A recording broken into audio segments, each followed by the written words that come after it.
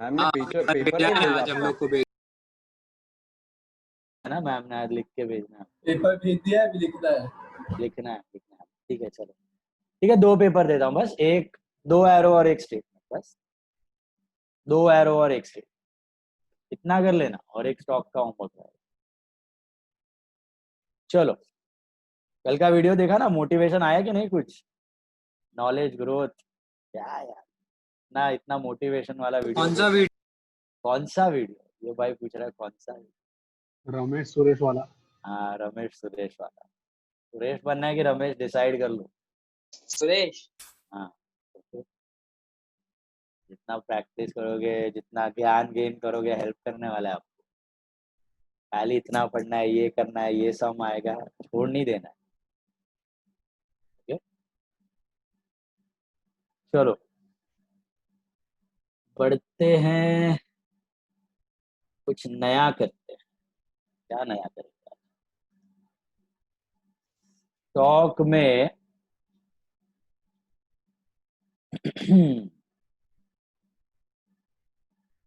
चलो ले लो problem number 31।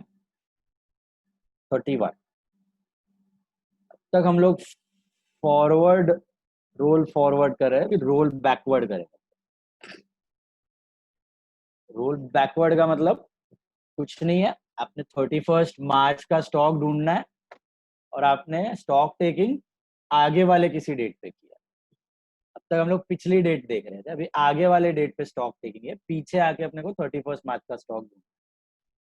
इसमें ध्यान रखने वाला चीज बेसिक यही है कि जब आप काउंट करके, जब कुछ क्वेश्चन में दिया होता है stock, that is the physical stock, physical quantity in the godown. Whereas आप जो 31 मार्च या 30 जून या 31 दिसंबर का स्टॉक कैलकुलेट करते हो, फिजिकल तो है ही, ठीक है, बट फिजिकल ना भी हो तो भी ओनरशिप स्टॉक चाहिए आपको। मतलब आप जिस स्टॉक के जेन्युइन ओनर हो, उसके लिए आपको केयरफुल रहना है कि पहला चीज, you should be the owner. Physically stock हो या ना हो डज नॉट मैटर, स्टॉक हो या ना हो डज नॉट मैटर, ओनरशिप होनी जरूरी है। और ऐसा भी हो सकता है कभी फिजिकल स्टॉक हो और आप ओनर ना हो, तो उसको हटा भी देना पड़ेगा। तो ईयर एंडिंग पे जो स्टॉक आप कैलकुलेट करते हो वो फिजिकल स्टॉक नहीं होता, वो ओनरशिप स्टॉक होता है। ओनरशिप बैलेंस शीट में जो दिखाने वाले हो वो स्टॉक। Is that clear? हमने दिखा हुआ है पहले भी। 31 सम में देखते हैं भी और अच्छे से। सम नंबर 31 देखो सब लोग, problem number 31। Okay, Alpha Limited prepares accounts on 31st March every year. On 31st March 2007, its stock-taking expert was ill and the preparation of physical inventory was delayed until 3rd April 2007, on which date the stock valued at cost amounted to 2,40,000 rupees. So, we were not able to do the stock taking on 31st March. So we got this physical stock taking on 3rd April. That value came to be 2,40,000. So we know the physical stock, and from there we need to arrive at the book value of stock, that is the ownership stock on 31st March.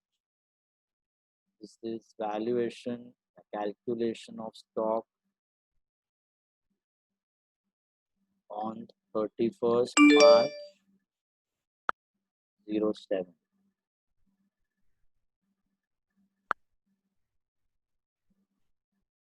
Okay.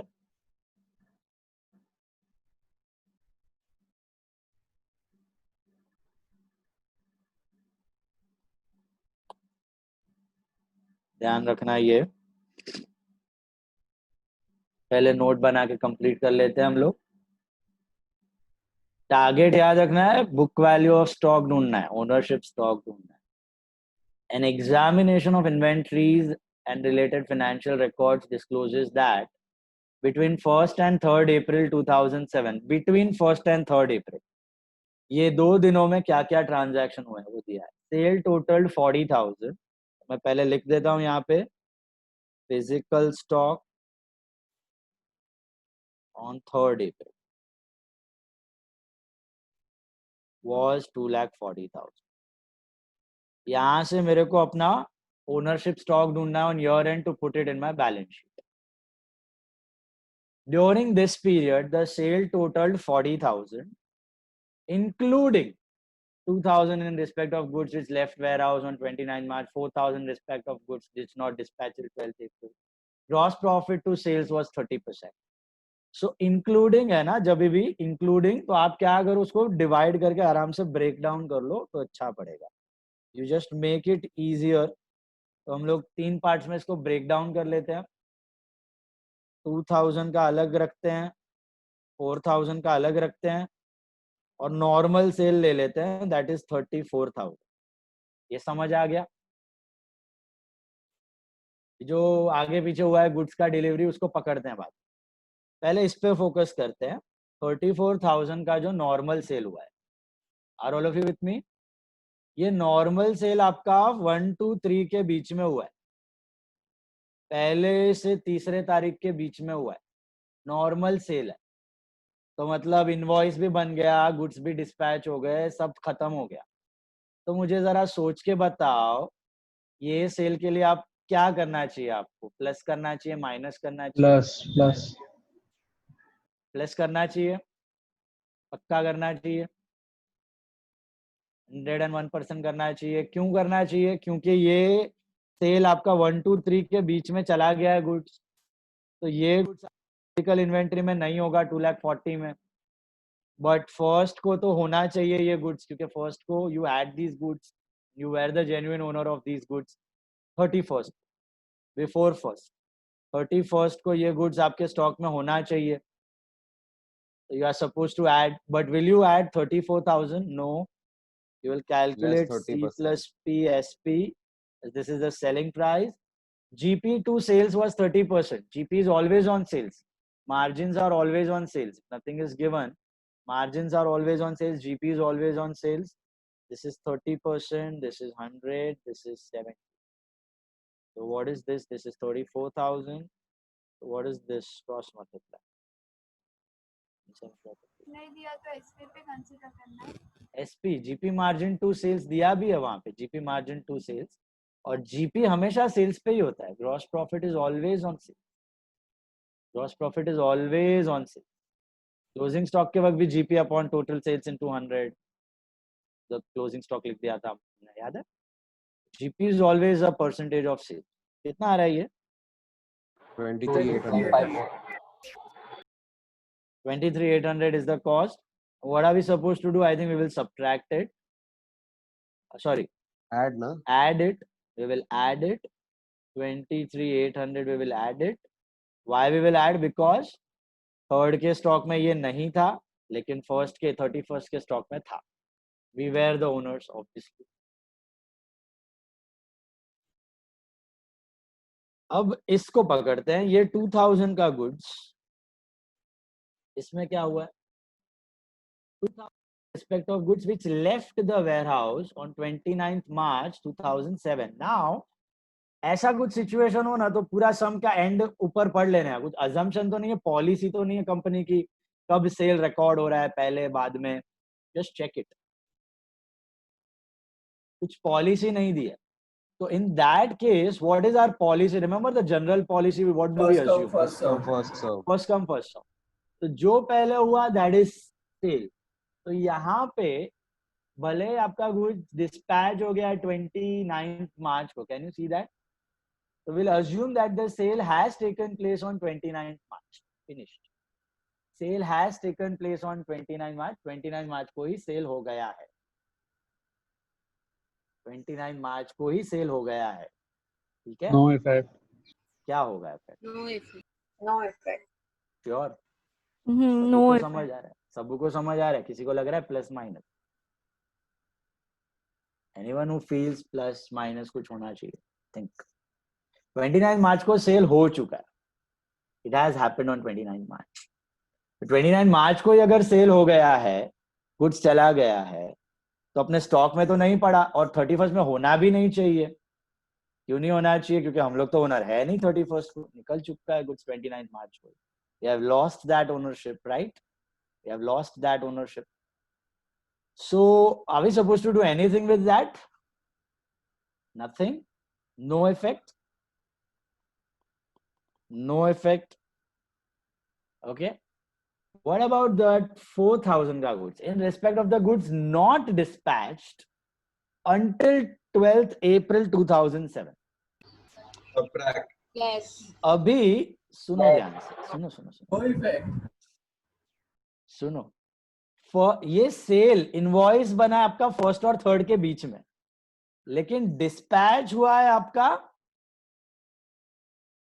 Not until 12th April. 12th अप्रैल को dispatch हुआ है, तो इसमें first come first serve is invoice, क्योंकि 1st और 3rd अप्रैल के बीच में इनवॉइस तो दोनों का 1st और 3rd अप्रैल के बीच में ही बना होगा, सबका बना होगा 1st और 3rd के बीच में। 29 मार्च को 2000 का डिस्पैच हुआ है और 12th अप्रैल को 4000 का डिस्पैच हुआ है।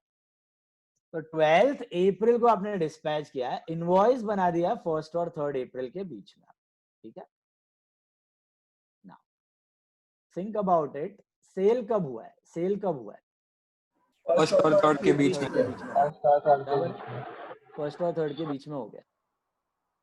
और ये गुड्स आपके फिजिकल इन्वेंट्री में पड़े हैं कि नहीं पड़े? पढ़े क्योंकि अभी तक गए नहीं है तो पड़े हैं ना। हेलो, हाँ। पड़े हुए हैं। अच्छा, now as on 31st March, are you the owners of these goods? Yes. Yes, you are the owner of these goods. तो ये होने ही चाहिए आपके स्टॉक में, क्योंकि सेल तो 1st और 3rd के बीच में हुआ है, और ये गुड्स आपके स्टॉक में है, मतलब माइनस करना है कि नहीं करना है? नहीं करना। जाके सोचो, 31st को जाके सोचो, 31st को आप ओनर थे, आपके स्टॉक में ये गुड्स होने चाहिए और है भी, लॉट में पड़े भी है 3rd अप्रैल को, डिस्पैच ही 12th अप्रैल को हुए हैं। तो आपको 3rd अप्रैल का स्टॉक नहीं ढूंढना है बुक का। अगर मैं आपको 3rd अप्रैल को ओनरशिप स्टॉक पूछ लेता तो आप 3rd अप्रैल को माइनस करते, क्योंकि 3rd अप्रैल को you have lost the ownership of those goods, you are no more the owner on 3rd April, but as on 31st March you are the owner. तब तक तो सेल हुआ ही नहीं था। Are you getting that? Go to that point and think, as on 31st March ownership थी, होना चाहिए था, स्टॉक में भी पड़ा हुआ है, 3rd अप्रैल के कंपेयर करके बना रहे हो 31st मार्च, तो 3rd अप्रैल के स्टॉक में पड़ा हुआ है, so will you give any effect? बोलो। No effect. No effect. No effect. Raunak Sanghvi, no effect. No okay, effect ही बोला। पहले लेस बोला ना? नहीं, मैं तो no effect ही बोला साथ में। नो इफेक्ट, हाँ वो और कोई लेस बोल रहा है। Okay, right. Now comfortable with these 2 points? पहले डिस्पैच हुआ और बाद में डिस्पैच हो गया। Okay, gross profit to sales दिया, returns from customer total 6000, return from customer that is sales return, but sales return happen at which price? Selling price. अपने को कॉस्ट, ये सेल्स रिटर्न ये पीरियड के बीच का है, 1st और 3rd ऊपर दे दिया है। Purchase sale, purchase return, sales return कुछ नहीं दिया, यही टाइम पीरियड 1st से 3rd के बीच का है। तो रिटर्न हो गया है अपने पास, 1 to 3 के बीच में गुड्स आ गया अपने पास एट सेलिंग प्राइस। तो just try to find out the cost price of those goods. Same gross profit, 4,200. this is 100, this is 3000, so this is 2100, right? 2100, oh sorry, this is 6000, so this is 4200. 4200 is the cost of these goods. Think about it, what are we supposed to do? Add or subtract or nothing? Subtract. सोच लो, अच्छे से convince करो खुद को पहले। Subtract करना चाहिए, पक्का करना चाहिए। क्यों करना चाहिए? क्योंकि 1st और 3rd के बीच में आपको सेल्स रिटर्न हुआ है, तो 31st मार्च को तो आप ओनरशिप थी नहीं आपके पास उस गुड्स की, 31st मार्च को आप ओनर नहीं थे, लेकिन क्योंकि फर्स्ट और थर्ड के बीच में आ गए तो 3 अप्रैल के स्टॉक में वो गुड्स दिख रहे हैं आपको, 3 अप्रैल के स्टॉक में वो दिख रहे हैं आपको, तो हटाने पड़ेंगे आपको क्योंकि आप ओनर नहीं हो उन गुड्स के, राइट? समझ आ रहा है? सो माइनस करेंगे हम, so subtract 4,000 rupees at cost sales returns, got it? What if sales return हुआ है फर्स्ट और थर्ड के बीच में और गुड्स आया फिजिकली ऑन 6 अप्रैल, फर्स्ट और थर्ड के No बीच में effect. No No effect. effect. Goods आया 6 अप्रैल, नो इफेक्ट। क्यों? हम तो ओनरशिप थी नहीं हमारी 31st को, वैसे भी गुड्स है ही नहीं स्टॉक में, बाद में आए हैं। लेकिन अगर मैं आपको बोलूं सेल्स रिटर्न हुआ है फर्स्ट और थर्ड अप्रैल के बीच में, गुड्स मिले हैं आपको 5th अप्रैल और 3rd अप्रैल का स्टॉक ढूंढना है आपको, बैलेंस शीट वाला 3rd अप्रैल का ओनरशिप स्टॉक, तो आप क्या? सेल्स रिटर्न हुआ है फर्स्ट और थर्ड के बीच में, फिजिकल स्टॉक आया है 5th अप्रैल को, and I ask you what should be the ownership stock on 3rd April, not the Add physical. होगा. Add होगा. ऐड होगा क्योंकि आप ओनरशिप बना चुके हो, स्टॉक में नहीं है तो आप ऐड करोगे तो ही मिलेगा। समझ आ रही है बात? बस यही समझना है आपको, ये बैठ गया दिमाग में तो ठप ठप ठप कोई भी घुस जाएगा आपका answer. Purchase is total 18,000 which included, अभी विच इंक्लूडेड आता है ना तो आराम से तोड़ फोड़ कर देने का उसका, 18,000 में विथ इंक्लूडेड को अलग कर देने का, तो 6,000 अलग करो, 3,000 अलग करो, 9,000 अलग करो, सिंपल, मेक इट सिंपल। 9,000 का तो परचेज नॉर्मल है, अगला पिछला कुछ गुड्स प्रॉब्लम नहीं है, फर्स्ट और थर्ड अप्रैल के बीच में गुड्स खरीदा, फर्स्ट और थर्ड अप्रैल में गुड्स की डिलीवरी भी आ गई। अब क्या करोगे, पहले ये 9,000 को ये बताओ, माइनस करोगे, डेफिनेटली माइनस करोगे। समझ में आ गया? परचेज हुआ है, ओनरशिप तो थी नहीं लेकिन गुड्स पड़ा हुआ है तो हटाओ, हम तो ओनर है नहीं 31st को, लेकिन फिजिकल स्टॉक में फोकट का दिख रहा है तो उससे हम अराइव करना है 31st मार्च के स्टॉक पे, तो माइनस कर दो, ये कॉस्ट पे ही होता है 9,000, no two thoughts about that. So profit margin वगैरह की कोई जरूरत नहीं है यहाँ पे, purchase happen at cost. Now let us come to that 6,000 का, 6,000 for goods received in March 2007. Now, since there is no assumption regarding purchases, we assume that it's first come first serve, right?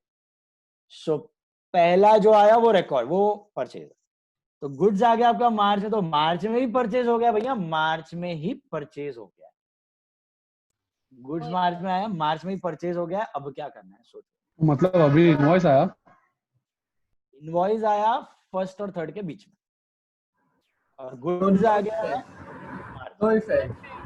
No effect. No effect. No effect. No effect. Why no effect? Owners हो कि नहीं हो आप 31st मार्च के इस goods के owners हो? Yeah, definitely हो। ओनर्स भी, स्टॉक भी आ गया. स्टॉक भी आ गया, Stock भी आ गया। फिजिकल स्टॉक में पड़ा हुआ भी है, तो छेड़खानी करने की जरूरत नहीं है, होना ही चाहिए वहां पे। नहीं होता तो मैं ऐड कर देता उधर, बराबर है, क्योंकि ओनर तो मैं हूं वहां पे, ओनर ऑन 31st मार्च तो मैं हूं डेफिनेटली, तो I will add that, I would have added if there was no, it was not included in the physical stock. यहाँ पर तो नो इफेक्ट, यहाँ पर तो नो इफेक्ट क्योंकि स्टॉक में पड़ा हुआ है। What about that 3,000?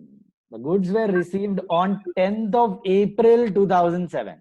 अब इसमें क्या सिचुएशन हुआ है, आपका इनवॉइस फर्स्ट और थर्ड के बीच में, इनवॉइस सबका फर्स्ट और थर्ड के बीच में है, इनवॉइस सबका फर्स्ट और थर्ड के बीच में आ गया। गुड्स जो है ये फर्स्ट और थर्ड के बीच में आया, ये मार्च में आया, ये अप्रैल में आया, No effect. No effect. अप्रैल No effect. 12th को आया, अप्रैल 10th को आया। What are we supposed to do? No effect. Simple सा चीज है, क्योंकि यहाँ पे इनवॉइस फर्स्ट और थर्ड मार्च के बीच में आया, तो ऑब्वियसली 31st को हम ओनर नहीं थे तो फिजिकल क्वांटिटी में वो गुड्स नहीं होना चाहिए। चेक कर लो एक बार, है नहीं है, वैसे भी नहीं है, नहीं होना चाहिए, तो हो गया, कुछ करने की जरूरत नहीं है। गुड्स आ रहा है आपका 10th अप्रैल को, तो आपका 3rd of April के स्टॉक में वो पड़ा ही नहीं है, so no effect. Did you understand? All of you are getting the knack.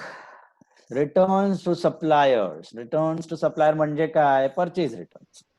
Purchase returns हुआ है 1 और 3 अप्रैल के बीच में. 1 और 3 अप्रैल Add. और गुड्स का अगला पिछला कुछ लफड़ा नहीं है तो साथ ही में गुड्स भी चले गए. क्या करना है? Add. ऐड करना है. क्योंकि ओनरशिप थी आपके पास कि नहीं थी? 31st को क्या ओनरशिप थे इसके? हाँ थे. You had the ownership. But then, since the goods have left the physical stock, you will have to add back because they are not there in that stock. Physical ownership थी 31st को, तो physically भी होने चाहिए आपके पास वो goods. Okay? वो उसके बाद गए हैं, तो physically 3rd अप्रैल के स्टॉक में वो नहीं है, इसके लिए आप add back करोगे. Simple as that. Okay? इसमें थोड़ी भी दिक्कत हो रही है, आप ऐसा समझो कि पूरा का पूरा 2,40,000 का जो स्टॉक मिला है वो आपने 2,40,000 नहीं, सॉरी 2,40,000 तो पड़ा हुआ स्टॉक है, ये तो निकल गया है. निकल जाने के बाद 2,40,000, 4,000 जाने के बाद इट इज 2,40,000.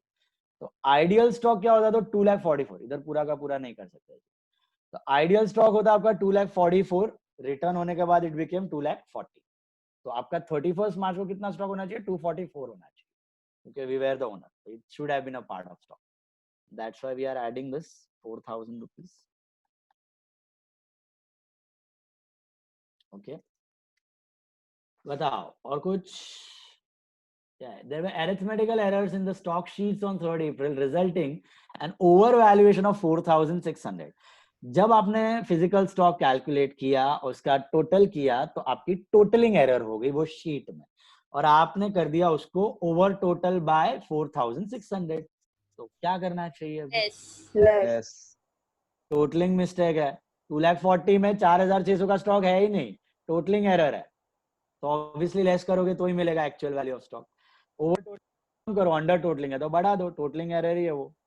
तो आपको क्या करना पड़ेगा? इधर लेस करना पड़ेगा 4,600. समझ लो, पक्का? बना लो, स्टेटमेंट कर लो खुद से. नोट्स में दे रहा हूं आपको, स्टेटमेंट बना लो खुद से. चलो, डू द स्टेटमेंट.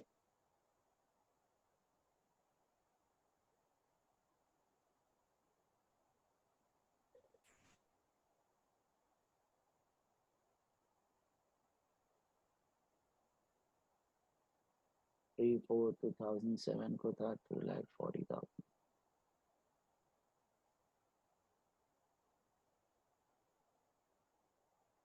Add. दो ऐड 23,800 and 4,000. Sales.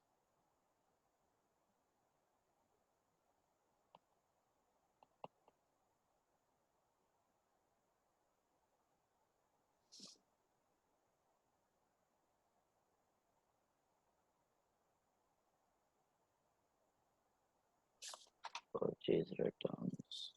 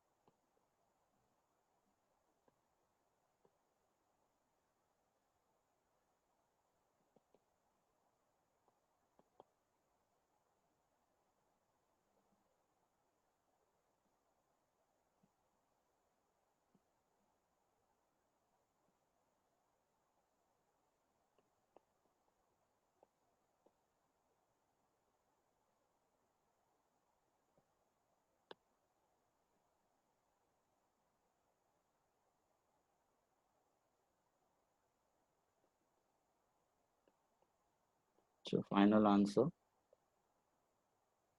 2,50,000 आ रहा है क्या? 3,000. 2,50,000 is the value of stock. 2,50,000.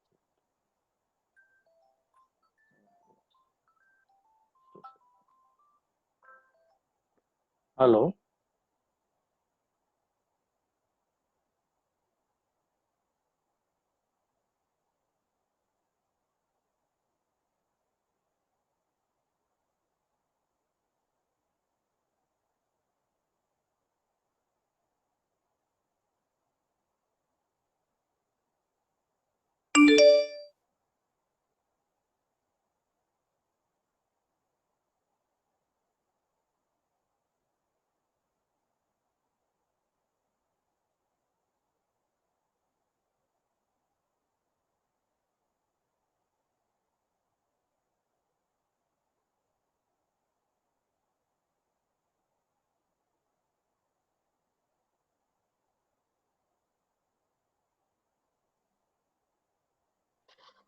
Value of stock as on 31st March 07. Sorted?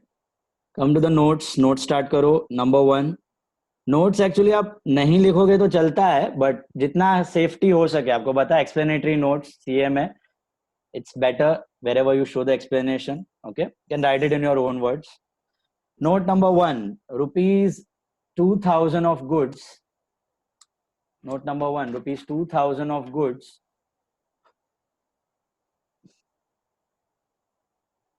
dispatched on 29th March. Rupees 2,000 of goods dispatched on 29th March will be ignored. 2,000 of goods dispatched on 29th March will be ignored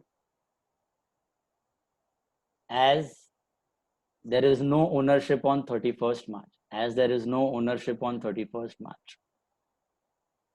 As there is no ownership on 31st March. And rupees 4,000 of goods dispatched on 12th April will be ignored. 4,000 of goods dispatched on 12th April will be ignored. 4,000 rupees of goods dispatched on 12th April will be ignored as we were the owner and the goods were in stock on 3rd April. As we were the owner on 31st March and the goods were in stock on 3rd We April. weren't the owner and goods are also not included. As we were the owner on 31st March and the goods were in stock on 3rd April. We were ना, बाद में cell हुआ है. Invoice बना first और third के बीच में और डिस्पैच हुआ 12th अप्रैल को. वो वाला बात कर रहा हूँ. So we were the owner and the goods were included in stock on 3rd April. Then दूसरा दो परचेज का सेम आ जाएगा. Try to frame the statements on your own. March 07 goods received कितने का था? 6,000. 6,000 worth of goods received on in March 07 will be ignored as we were the owner and goods were in stock. And 10th वाले का no effect as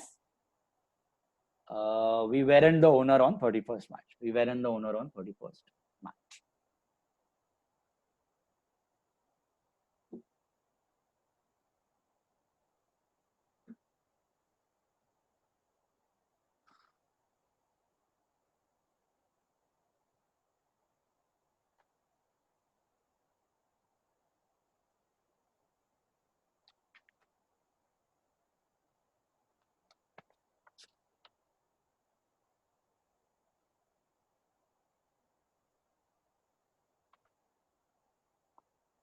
Okay. Sir वो जो 2000 वाला note था ना फर्स्ट, वो फिर से बताओ ना. 2000 वाला क्या था? 2000 dispatched on in March. Goods dispatched in March will not have any effect since we are not the owner as on 31st March 07. We are not the owner as on 31st March 07. We are not the owner as on 31st March 07.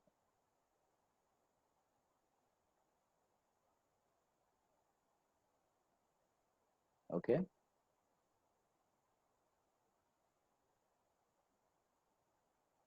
Next one. 32. Sum number 32.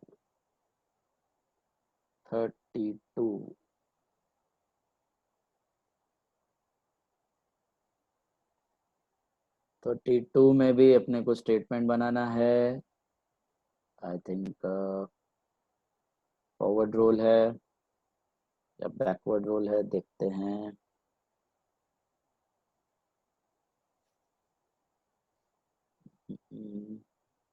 Moon Limited keeps no stock. Sum number 32. Moon Limited keeps no stock records, but a physical no stock records मतलब वो perpetual maintain नहीं करता है, stock ledger maintain नहीं करता है. The physical inventory of stock is made at the end of the quarter and the valuation is taken at cost.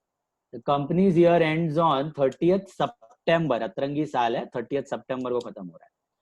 And draft accounts have been prepared on that date. The stock inventory taken on 30th September 06 was, however, mislaid, and you have been advised to value the closing stock as on 30th September 06 with the stock figure on 30th June 06 after taking into account the following considerations. म्हणजे अर्थ समझ आया? अर्थ क्या बोलना का चाह रहे हैं? पहले किया है ना 3 महीने पहले के स्टॉक का वैल्यू दिया हुआ है. 30th सितंबर को साल खत्म हो रही है, लेकिन बोला है कि वो स्टॉक गलत है, उसको इग्नोर मारना. 30th सितंबर का जो स्टॉक है उससे आपको अराइव करना है 30th जून का जो स्टॉक है उससे आपको अराइव करना है 30th सितंबर के स्टॉक. तो लास्ट 30th जून का फिजिकल इन्वेंटरी दिया है, फॉरवर्ड रोल है. ओके, 30th जून से आपको अराइव करना है 30th सितंबर के स्टॉक. तो 30th जून से let's begin. Physical inventory on 30th जून दिया हुआ है. Would you like to try this sum on your own? Try करना है. ओके, इसमें कुछ अजम्पशन दिया है, पहले वो पढ़ लो. कुछ पॉलिसी है कंपनी के, पहले आया फर्स्ट कम, कुछ इनवॉइस बेसिस या ऐसा कुछ. Anything is specified? Nothing. So what do we assume? First come first serve. आया पहला तो पहला परचेज, गया पहला तो पहला सेल्स. ट्राई कर रहे हो खुद से? कहां से कहां जाना है मालूम है ना? 30th जून से लेके 30th सितंबर पे जाना है. ठीक है, 30th जून का स्टॉक दिया, वहां से 30th सितंबर का ओनरशिप स्टॉक ढूंढना है. ट्राई करो, मैं भी करता हूँ. कुछ डाउट हो तो पूछ लो.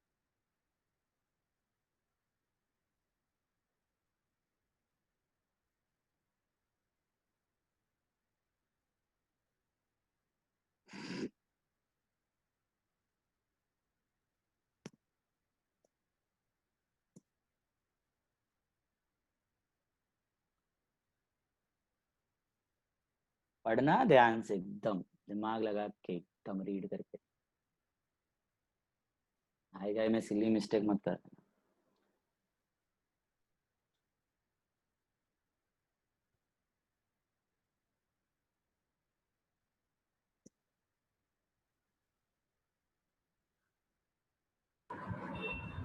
Sir invoice entered in October and goods received in September, तो उसका क्या होगा?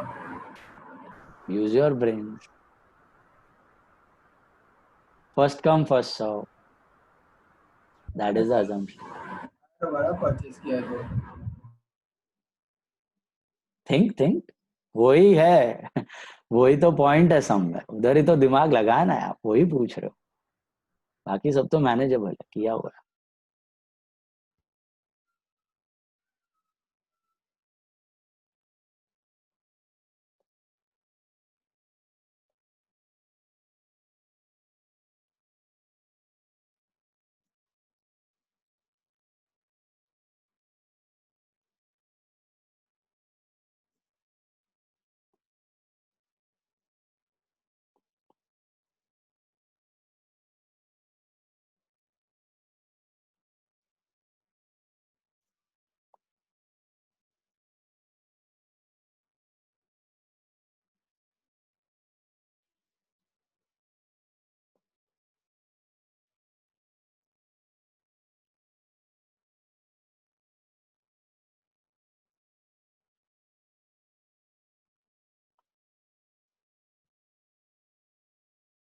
इनवॉइस्ड एंटर्ड नहीं है, इनवॉइस एंटर्ड है.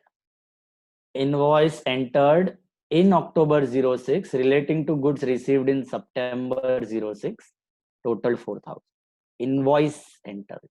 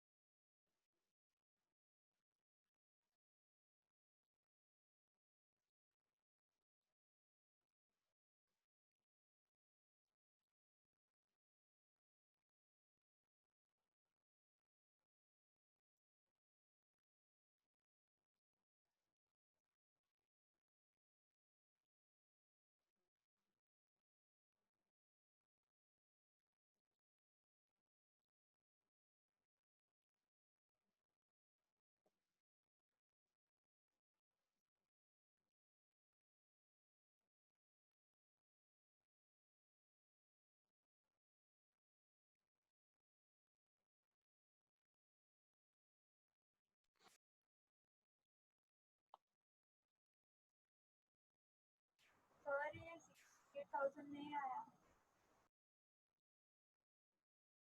64,800 आया. एक मिनट. सर आप कुछ बोल रहे थे अभी? नहीं नहीं, कुछ नहीं बोल रहा, खुद से ही करना था. मुझे लगा आवाज क्यों बंद.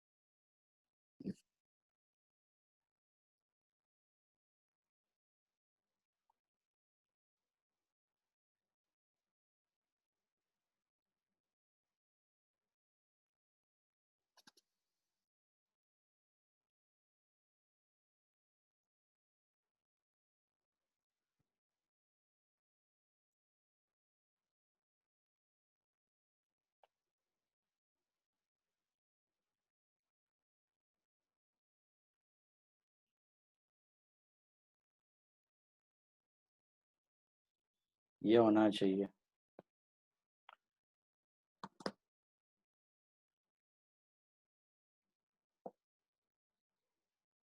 Who got this? वो 4,000 कहाँ से आया? फोर्थ वाला बताता हूँ. पहले बता, who got this on their own? Last नहीं आया और वो 7. पूरा जैनिशा को आया, और बस ओनली जैनिशा, और किसी को नहीं आया. सर मुझे आया. नमन, भी आया सर. नमन, मनन, और कोई? बस 3 people. What, come on. देखो, लफड़ा सबका हुआ है. पहला वाला 1000 और 200 में तो प्रॉब्लम नहीं है किसी को, वो तो आया होगा सबको, right? Under cost, over cost. And purchase में और सेल में देखो, परचेज में क्या दिया है? Invoice of purchase entered in the purchase book during the months from July to September totaled 70,000. Invoices entered are 70,000 July to September. Of these, 3,000 related to the goods goods received prior to 30th June. So 67 और 3 का breakup है. Why 67 and 3? क्योंकि उसके आगे दिया है invoices entered in October. तो भाई वो इनवॉइस तो आपका जुलाई टू सितंबर में है ही नहीं, वो तो अक्टूबर का इनवॉइस है. Getting this? सो वो ये पीरियड का परचेज में इंक्लूडेड नहीं है, ये 70,000 में इंक्लूडेड नहीं है, क्योंकि आपको क्लियर कट दिया है. परचेजेस ऐसा नहीं दिया है, ऐसा दिया कि invoices of purchase entered in the books. Invoices आपका 70,000 का ही एंटर हुआ है, जो 4,000 का वो अलग ही है, वो इसका पार्ट है. अक्टूबर में इनवॉइस एंटर हुआ है. How it can be a part of 70,000? Not possible. ये समझ आया? बोलो. तो नाउ इट्स नॉर्मल. सो 70,000 का 3 और 67 किया.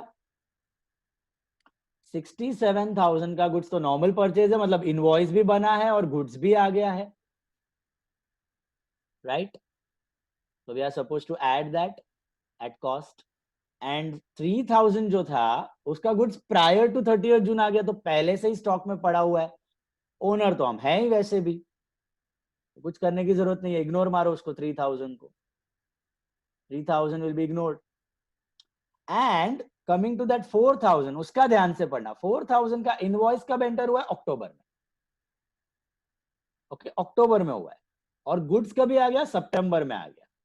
तो फर्स्ट कम फर्स्ट सर्व है, सितंबर में आ गया तो ओनरशिप हो गई हमारी. तो we are the owners of those goods. We are the owners of those goods. But are these included in that stock of 30th June? नो. ओनरशिप मिल गई है लेकिन स्टॉक में नहीं पड़ा है. 30th जून के स्टॉक में तो नहीं पड़ा है, क्योंकि जून में आया ही नहीं था ये गुड. जून से पहले भी नहीं आया था, सितंबर में आया. तो ऐड करना पड़ेगा ना स्टॉक में. You are the owner, but since physically you don't have those goods in the stock as on 30th September, as on 30th June, तो 30th June से आप ढूंढ रहे हो वैल्यू ऑन 30th September, तो स्टॉक में add करना पड़ेगा. समझ में आया बात?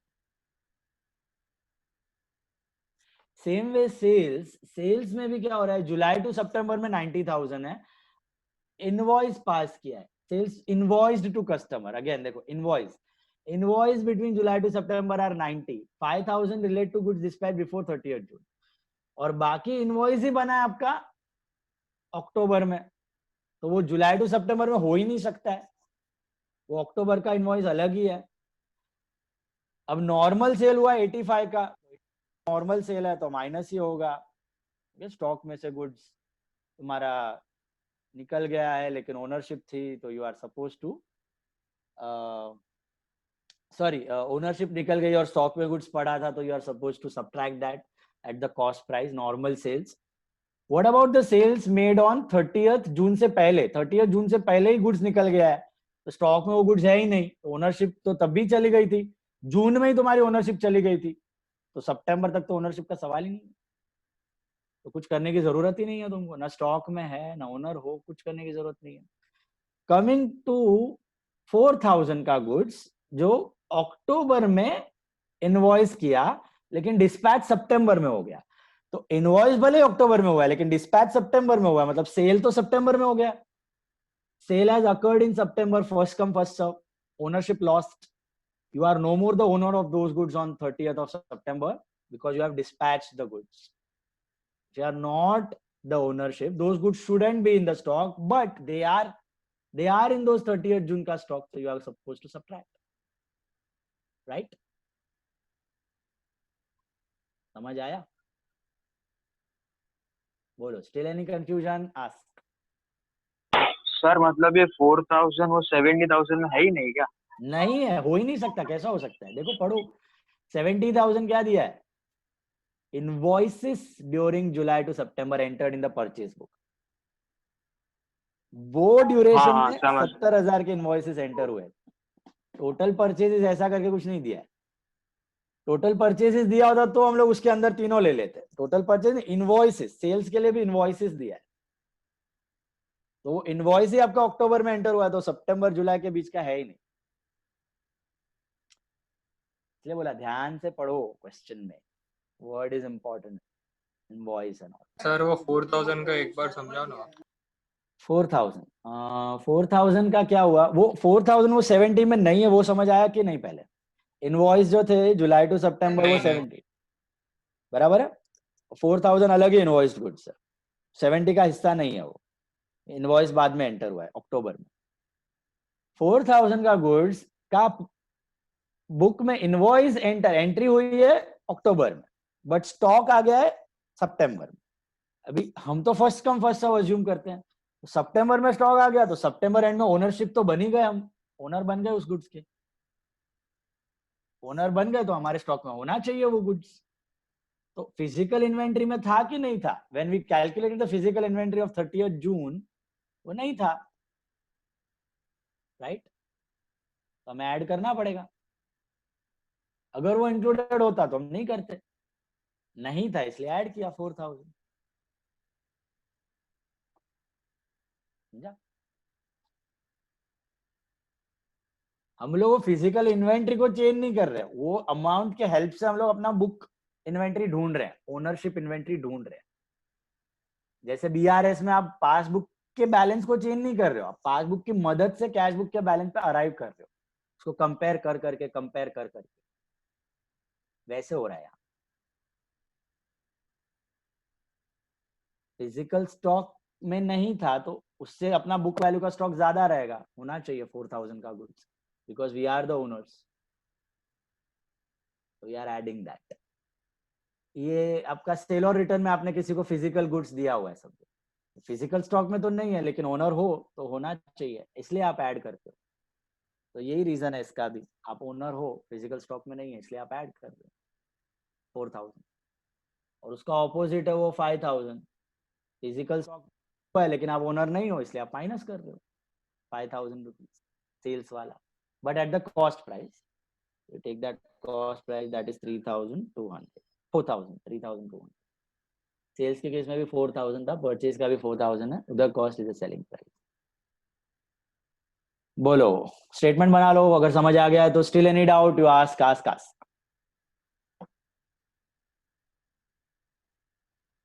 नोट भी लिखो, अभी ट्राई करो ओन वर्ड्स में नोट लिखो, कुछ डाउट है नोट में तो पूछो मेरे से। सर या सर वो 800 वाला समझाओ ना। अच्छा 800 तो सेल्स रिटर्न हुआ है, वो तो नॉर्मल है।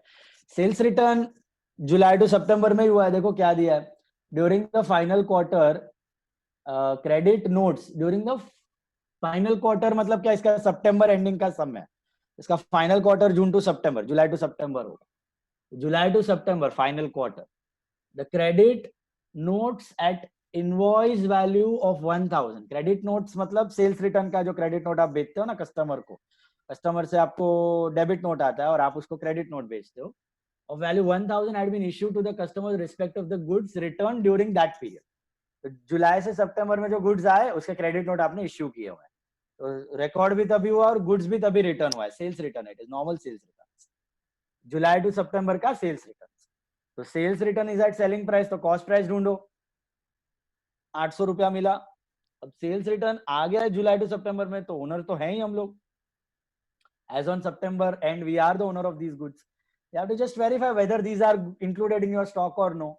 So they are not, क्योंकि goods आया आपका जुलाई टू सितंबर के बीच में, so since they are not included in the closing stock, you will add to arrive at your figure of ownership stock. Normal I sales thought final quarter मतलब अक्टूबर to दिसंबर है। Quarter कैसे change होता है, अपना financial year के हिसाब से quarter change हाँ होता है। वो यस दिसंबर एंड होता तो October to December would have been quarter, सितंबर एंड है तो जुलाई टू सितंबर, यस मार्च है तो जैन टू मार्च। चलो बना लो स्टेटमेंट, नोट्स बना लो फटाफट। सर यस इसमें वो पॉइंट डी है ना, उसका 4000 वाला समझाओ ना। बोलो, दोनों तो बोला मैंने तभी। पॉइंट डी वाला 4000 है ना, सेल्स का है, सेल है ना, इसका इनवॉइस तुमने अक्टूबर में बनाया है, हाँ बट गुड्स डिस्पैच हो गया सितंबर में, हाँ तो हम तो फर्स्ट कम फर्स्ट सर्व लेते हैं, तो सितंबर में ही सेल हो गया, तो मतलब ओनरशिप गया ना सितंबर। ओनरशिप गया सितंबर में। हाँ as on 30th September we are no more the owner of this stock, हाँ but this stock is there as a part of your physical stock because जून में तो पड़ा था, सितंबर में हुआ है, इसके लेस। तो हटाना पड़ेगा वहां। सर वो 4000 का स्टेटमेंट क्या आएगा? सेम स्टेटमेंट, मतलब नो एंट्री वाला यू आर आस्किंग? नहीं, ये 4000 जो माइनस किया, ये प्लस किया ये प्लस ना? प्लस किया वो वाला। हाँ तो सेम, गुड्स डिस्पैच्ड इन, प्लस वाला पहले देख लो, प्लस वाला प्लस 4000 का देख लो, ये परचेज का है, goods received in September, goods received in September for invoices of October, goods received in September for invoices of October, and वो 3200 वाले का रहेगा goods dispatched in September but invoiced in October, goods dispatched in September but invoiced in October. Statements are same, just question.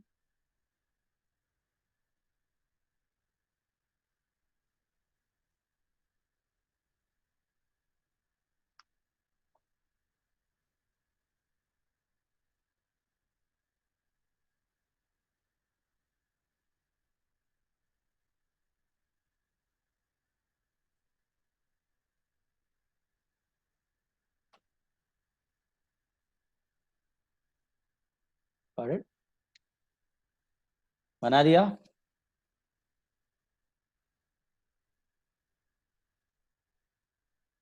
Note clear है? पहले वाले का note में क्या आएगा? 3000 का goods since received before June,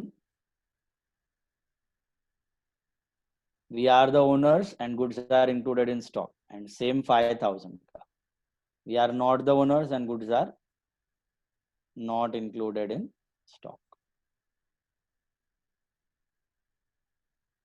as they are dispatched before June, so we are not the owners and goods are not included in stock, hence no effect.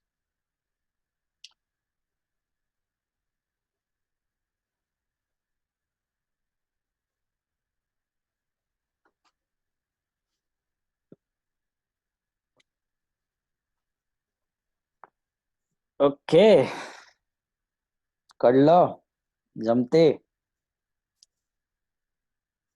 चला 34th सम, okay ये सम आपको आ गया तो ज्ञान प्राप्त हो गया, स्वाहा, स्टॉक वैल्यूएशन में आप मास्टर बन गए।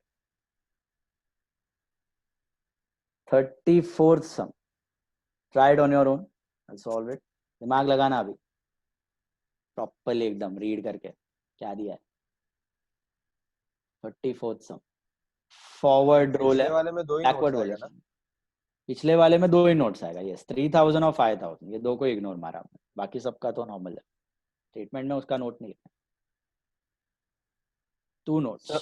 सर या सर जो 4000 के गुड्स आए, परचेज और सेल हुआ है, उसका स्टेटमेंट क्या आएगा? परचेज का आएगा 4000 का, goods received in June, goods received in June but invoice made in July to September, goods received in June but invoice received in July, yeah, between July to September. And Sir, which sum after this you said? 34 Omega Limited, and दूसरा वाला आएगा 3200 का statement तुम्हारा, goods dispatched in September but invoiced in October, goods dispatched in September but invoiced in October. Okay sir.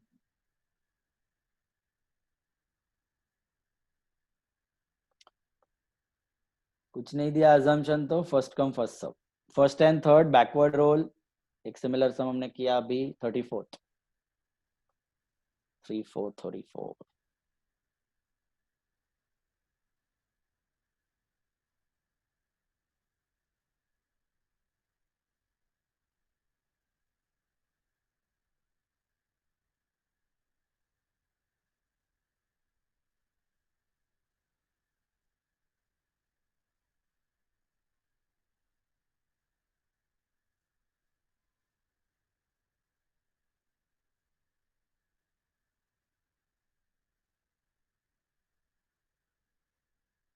अभी इधर देखो cell total है, पर इधर अभी इनवॉइस नहीं है, सेल टोटल है, तो जितना उसका अंदर का मसाला है सबका बाइफर्केशन हो जाएगा।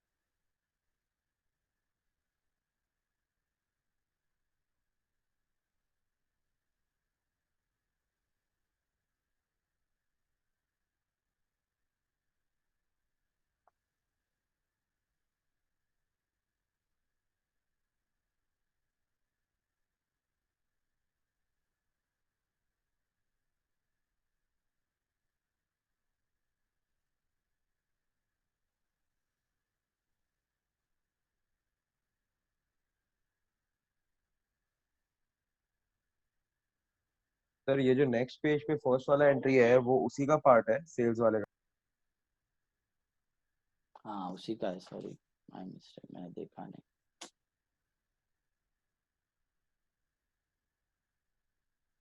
तीनों उसी का है, 3, 5 and 2000।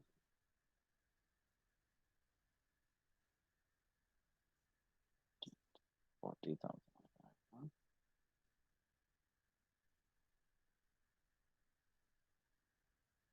25%।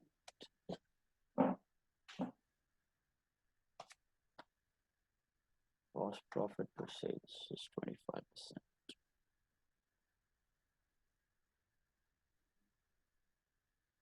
And from 3,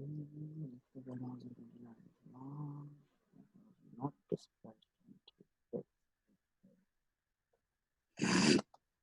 Undispatched. April 1st. But return.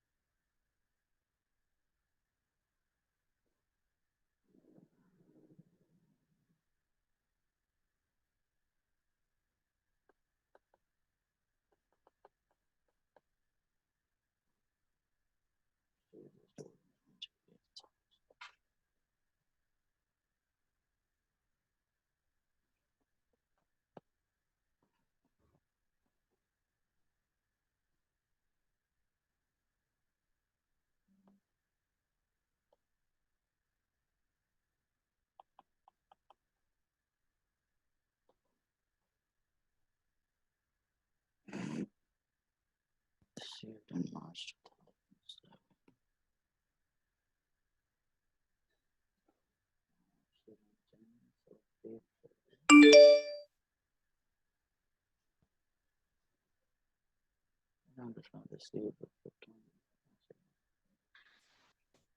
Sir ये जो 50,000 है उसमें से 5,000 का तो इफेक्ट आएगा ना? 50,000 में से 5,000 का इफेक्ट नहीं आएगा, क्यों नहीं आएगा? क्या दिया है 5,000 के बारे में? डिस्पैच रिस्पेक्ट एप्रिल अपना ओनरशिप नहीं है और अपने स्टॉक में पड़ा हुआ है तो आएगा ना इफेक्ट? कि भैया ओनरशिप नहीं है, सेल कब हुआ है? फर्स्ट और थर्ड के बीच में हुआ है बॉस।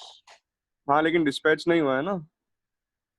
तो फर्स्ट से पहले ओनरशिप भी थी ना। अच्छा हाँ।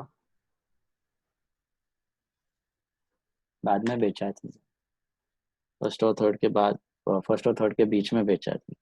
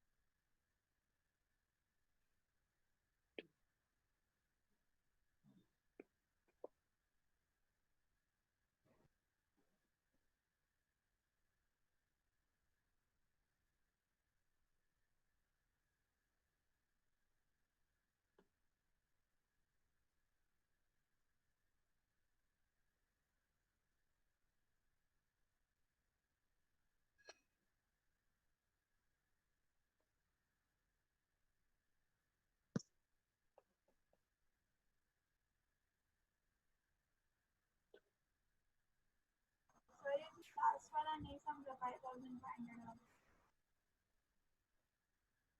ट्राई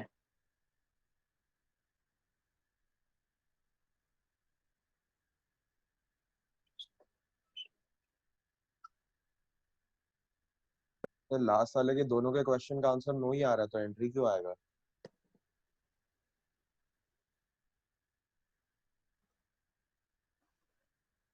लास्ट वाला सोचो क्या हुआ है। फर्स्ट और थर्ड के बीच में 100 आर्टिकल्स खरीदे हैं, उसमें से 50 बेच दिए, 50 पड़े हैं। We are not the owner on the date, and plus include भी नहीं हुआ है। इंक्लूड हुआ है ना Include आधा। हुआ है, not 50 not stocks। Included above है ना? अरे purchase not included in above purchases, मतलब ये जो ब्रांचेस निकला है परचेज का, कहाँ गया, ये ब्रांचेस में वो नहीं है परचेज, ऐसा बोला है। नॉट इंक्लूडेड अबाउ मतलब परचेज में इंक्लूडेड नहीं है वो, स्टॉक में नहीं, परचेज का बोल रहे हैं।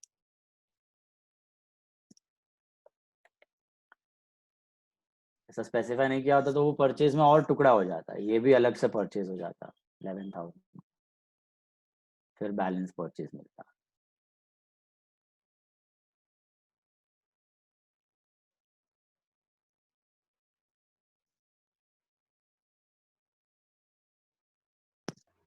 तो कॉस्ट प्राइस क्या है वो आर्टिकल्स का? 5,500 नहीं मेरे को 4875 आया।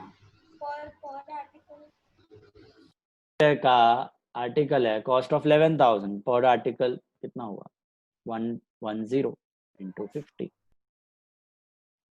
सर हम लोग ने 11,000 का परचेज किया तो वो लेस नहीं होगा? उसमें से आधा तो बेच दिया ना इमीडिएटली वही टाइम पीरियड में, दिख रहा है। ऐसे कर सकते हैं 11,000 का लेस फिर 6,500 का ऐड। 6,500 क्यों ले रहे हो, वो तो सेलिंग प्राइस है बॉस। ऐसे कर सकते हो 5,500 लेस और फिर वापस 5,500 ऐड, ऐसे कर सकते हो, और लास्ट में ये 5,500 स्टॉक वाला।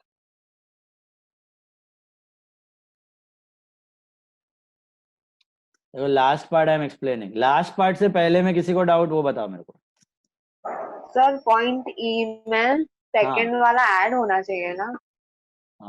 4,000 वाला हाँ देखो क्या दिया, परचेजेस ऑफ 28,000, मतलब ये ड्यूरेशन का परचेजेस है।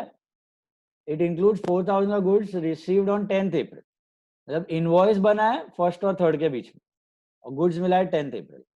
हाँ तो तो आर फिर no owners of these goods as on your end? No. Owner तो है नहीं, तो ये स्टॉक में नहीं होना चाहिए, बराबर है। हाँ अब है क्या स्टॉक में, है ही नहीं, मिला ही गुड्स 10 तारीख को, तो है ही नहीं। नॉर्मल परचेज होता गुड्स आ जाता तो हम माइनस कर देते उसको। सर आपने क्या बोला, मैं अटक गया। She asked me about that 4,000। नहीं वो तो 11,000 का। वो तो मैं कर रहा हूँ डिस्कस, वो नहीं किया मैंने। मैं पूछ रहा हूँ उससे पहले किसी को कोई डाउट, और लास्ट पॉइंट से पहले तक, जी पॉइंट से ऊपर एच पॉइंट एफ पॉइंट तक किसी को डाउट, एफ पॉइंट तक। सर या सर वो क्रेडिट नोट वाले पॉइंट है ना सेल और परचेज में, वो समझाओ ना, वो क्यों नो इफेक्ट आएगा? क्यों नो इफेक्ट आएगा, देखो क्या दिया है, 2,000 in respect of the goods invoiced and dispatched on April 1 but returned by the customers on April 2nd। तो हमने सेल भी किया और रिटर्न भी हो गया, बराबर। 1 अप्रैल को सेल किया है और वहां से ही रिटर्न भी हो गया 2 अप्रैल को, एक दिन बाद। सेल तो यही पीरियड का है 1 और 3 अप्रैल के बीच का, तो ये 2,000 भी 1 अप्रैल को बेचा, 2 अप्रैल को रिटर्न आ गया। For which no credit note has been passed, which are in fact included in the stock as on 3rd April। तो बेचा और वापस आ गया और स्टॉक में पड़ा भी है, तो were we the owner of these goods before 31st March? तो yes, as on 31st March, क्योंकि उसके बाद अप्रैल में बेचा है तो हम लोग 31st मार्च को ओनर थे ही इन गुड्स का, तो ये जेन्युइनली हमारे स्टॉक में होना चाहिए था और है भी। खाली क्या है, जो क्रेडिट नोट है वो नहीं भेजा, मतलब बुक एंट्री नहीं हुआ है तुम्हारा, गुड्स में इंक्लूडेड है। तुम्हारा बुक में एंट्री नहीं हुआ है, credit note sales return book में, जर्नल में नहीं किया, लेकिन बुक में तो पड़ा हुआ है स्टॉक, अपना स्टॉक में तो इंक्लूडेड है गुड्स, तो फिर ओनर्स भी थे और गुड्स में तुम्हारा पड़ा भी है फिजिकल स्टॉक, तो फिर कुछ करने की जरूरत ही नहीं है। इसका इफेक्ट तुम ऐसे भी दिखा सकते हो, सेल हुआ है पहले प्लस करो फिर माइनस करो at cost price, but then it is nullified, so even if you show it as a note it is fine. Got it?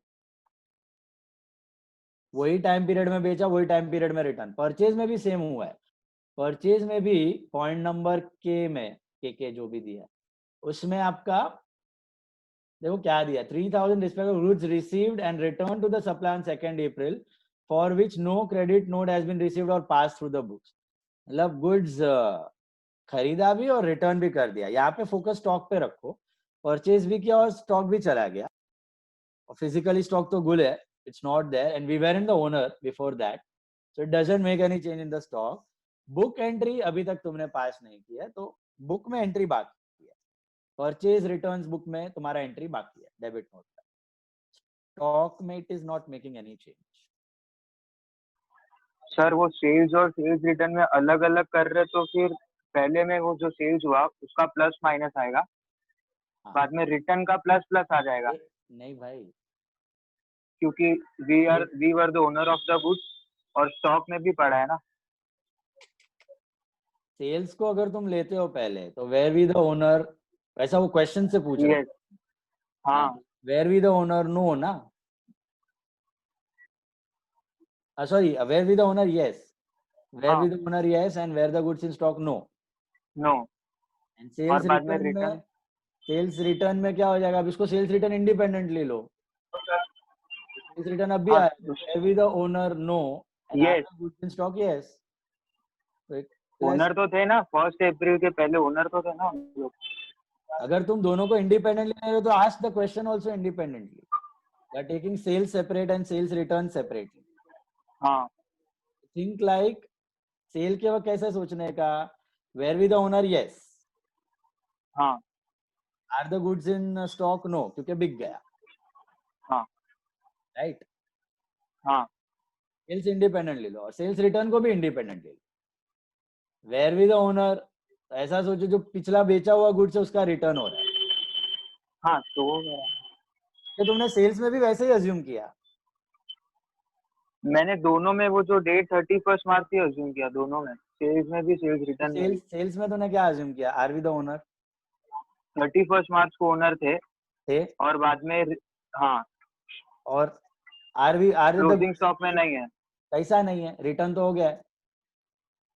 नहीं, सिर्फ सेल्स का बात कर रहा हूँ, तो वही मतलब पहले सेल्स। हाँ, तो वही हाँ, वही मैंने रिटर्न में भी 31 मार्च ही लिया कि हाँ 31 मार्च को ओनर थे, 31 मार्च और अभी भी है। अगर दोनों को इंडिपेंडेंटली कर रहे हो ना, तो थिंक बोथ आर इंडिपेंडेंट। तो सेल हुआ है तो you are the owner yes, the goods were in stock no.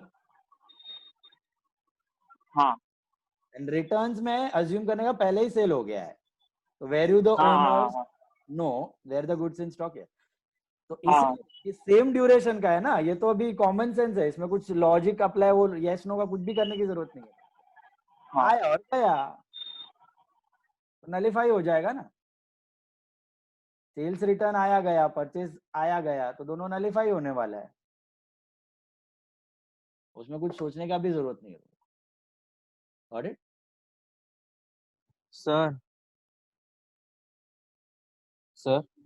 हाँ बोलो सर, वो परचेज का समझा नहीं सर। अभी फर्स्ट को आया, परचेज हुआ 3000 का, और बाद में रिटर्न हो गया, तो मतलब परचेज तो मतलब 1 अप्रैल का था, तो मतलब स्टॉक में नहीं होना चाहिए ना वो, और रिटर्न आ गया, मतलब गुड्स वापस आ गया हमारे पास, तो स्टॉक में पड़ा है ना वो। हम रिटर्न कर रहे हैं, हम रिटर्न किया, हाँ तो नहीं पड़ा है। हाँ, सेल होता है और सेल रिटर्न होता है, परचेज होता है परचेज रिटर्न होता है, तो जाता है ना गुड्स। हाँ सर। चलो स्टेटमेंट बना लो फटा। अच्छा लास्ट वाला है, वो तो रह गया सबसे इंपॉर्टेंट। जी वाले पॉइंट में देखो क्या दिया है, there was an exceptional isolated purchase not included in the above. Not included in the above मतलब अबव परचेज में नहीं है इंक्लूडेड, अलग ही परचेज है वो, of 100 similar articles on 1 April which had a cost of 11,000। तो पर आर्टिकल कॉस्ट कितना हुआ? 100 रुपया हुआ. 110 into 100, 11,000. Of these, 50 articles were sold on 2nd April for 6,500, not included above. मतलब ऊपर वाले सेल्स में पड़ा हुआ नहीं है, अलग ही सेल है वो. बराबर? तो वो परचेज सेल ऊपर वाला अलग, ये अलग. तो इन 11,000 में से 11,000 का टोटल गुड्स में से तुमने हाफ तो बेच दिया, जिसका कॉस्ट 5,500 होगा और सेल वैल्यू 6,500. ये समझ आ रहा है? हेलो.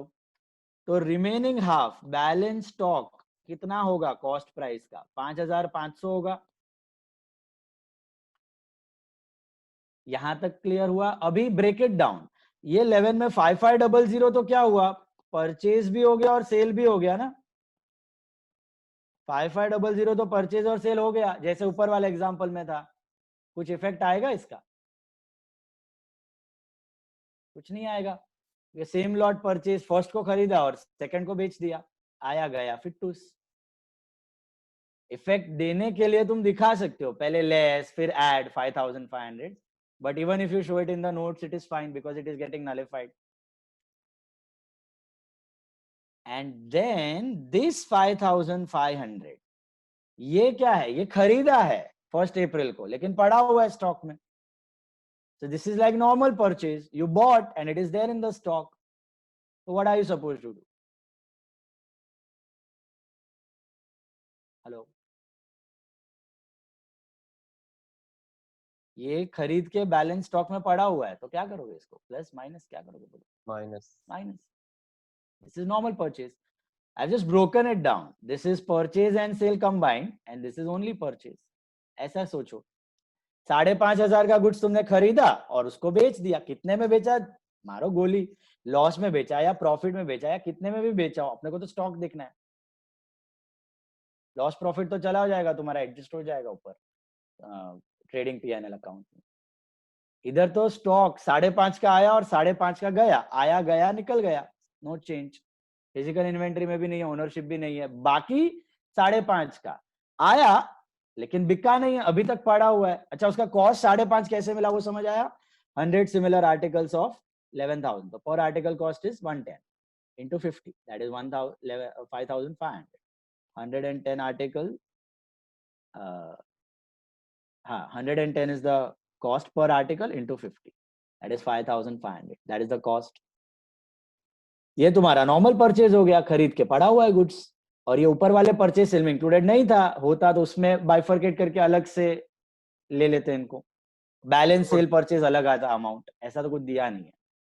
वो 25% वाला इसमें अप्लाई नहीं होता ना? नहीं होता अप्लाई, इसमें अप्लाई नहीं होता, इसलिए दिया isolated purchase 100 similar article separate. इसका सेल वैल्यू भी अलग है ना, 25% पे नहीं है इसका. सर 11,000 ऐड करते और 5,500 लेस नहीं लेस करते और 5,500 ऐड करते वैसे चलता. 11,000 मत करना. हाँ मतलब टोटल 11,000 पहले लेस करोगे तुम, फिर 5,000 क्या वो ऐड कर. हाँ 500 ऐड करोगे और वापस तुम, हाँ बस हो गया. फिर 5,500 माइनस करने की जरूरत नहीं. मैंने वो भी किया था पर मैंने 6,500 ले लिया. वो रॉन्ग हो जाएगा, वो रॉन्ग हो जाएगा. उधर सेल वैल्यू ले लिया तुम. 11,000 तुमने परचेज किया वो लेस हो जाएगा और 5,500 जो सेल किया वो ऐड हो जाएगा. तो फिर अलग से 5,500 का दिखाने की जरूरत नहीं है स्टेटमेंट. बराबर. ओके, कर लो अभी, बोलो. चलो कर लो कंप्लीट, स्टेटमेंट कर लो. नोट्स बताता हूं मैं. नोट्स में इसमें है आइटम्स है तो नोट्स आई एम डिस्कसिंग. चलो फटाफट स्टेटमेंट कर लो, स्टेटमेंट बना लो. इतना टफ लेवल आने का चांस बहुत कम है. Okay, but still need to know properly. ज्ञान इंपॉर्टेंट है. एक बार वो आइडिया आ गया ना ओनरशिप का और फिजिकल स्टॉक का, फिर तो इधर से भी किधर घूमने का है. You can travel.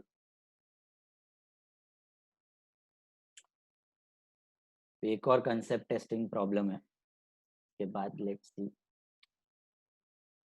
आता है कि नहीं? स्टेटमेंट हो गया इसका?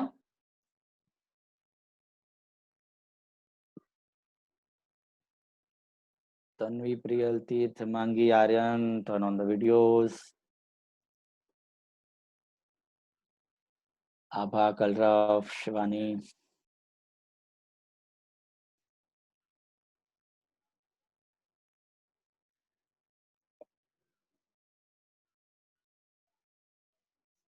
चलो लिखते जाओ नोट्स. सबसे पहला starting with 3000. 3000 rupees 3000 goods dispatched on 29th March will be ignored. Rupees 3000 goods dispatched on 29th March will be ignored as there is no ownership on your end, as there is no ownership on your end, as there is no ownership on your end. Second, rupees 5000 dispatched on 12th April will be ignored. Rupees 5000 dispatched on 12th April will be ignored as we are the owners on 31st March. As we are the owners on 31st March and the goods are still in stock. As we are the owners on 31st March and the goods are still in stock. As we are the owners on 31st March and the goods are still in stock. Rupees 2000 of goods sold and returned during the same period will be ignored. Rupees 2000 of goods sold and returned during the same period will be ignored. Rupees 2000 of goods sold and returned during the same period will be ignored. Will be ignored. And then we have purchases ka same. Rupees 7000 of goods received in March 2007 will be ignored. Rupees 7000 of goods received in March 2007 will be ignored as we are the owner on 31st March. The 7000 of goods received in March 2007 will be ignored as we are the owners on 31st March.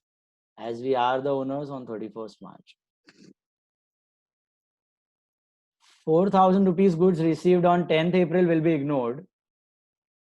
4000 rupees goods received on 10th April will be ignored as 4000 received on 10th April will be ignored as we are neither the owners nor the goods are in physical stock. As we are neither the owners nor the goods are in physical stock. As we are neither are the owners nor the goods are in physical stock. And rupees 3000 of goods purchased and returned during the same period will be ignored. 3000 of goods purchased and returned during the same period will be ignored. 3000 of goods purchased and returned during the same period will be ignored. And 5500 same note लिख सकते हो. 5500 isolated purchase and return during the same period will be ignored. Purchase and sale, sorry. 5500 goods purchased and sold during the same period will be ignored. Sir ignore कहाँ कर रहे हैं हम लोग? तो एंट्री बता रहे हैं, खाली कंसोलिडेट कर रहे हैं ना उसको. हाँ, तो ignored in the statement. हम लोग ने स्टेटमेंट में नहीं दिखाया है ना, इसके लिए दिखाओगे तो ये नोट चला जाएगा ऐसा. Ignored in the statement, not in the transaction or book session. Exceptional isolated purchase, goods purchased and sold during the same period will be ignored. Okay, 5500 goods purchased and sold during the same period will be ignored. And remaining तो आ गया stock अपना. That's it. Okay, that's about your toughest sum of stock reconciliation. छोड़ दो बस sir अभी. अभी एक और concept testing. अरे बस Heavy सर हो अभी गया नया सर, नया heavy हो हो गया गया सर नए दिन। बहुत टफ चलो टफ सर हो सेवेंथ हाँ सर प्लीज। होमवर्क ना 7 सम सम मिलते नंबर 7 कम ऑन मॉड्यूल का समय पेपर में भी आ चुका है लेट्स सी किसका दिमाग चलता है अभी सम number 7 problem number 7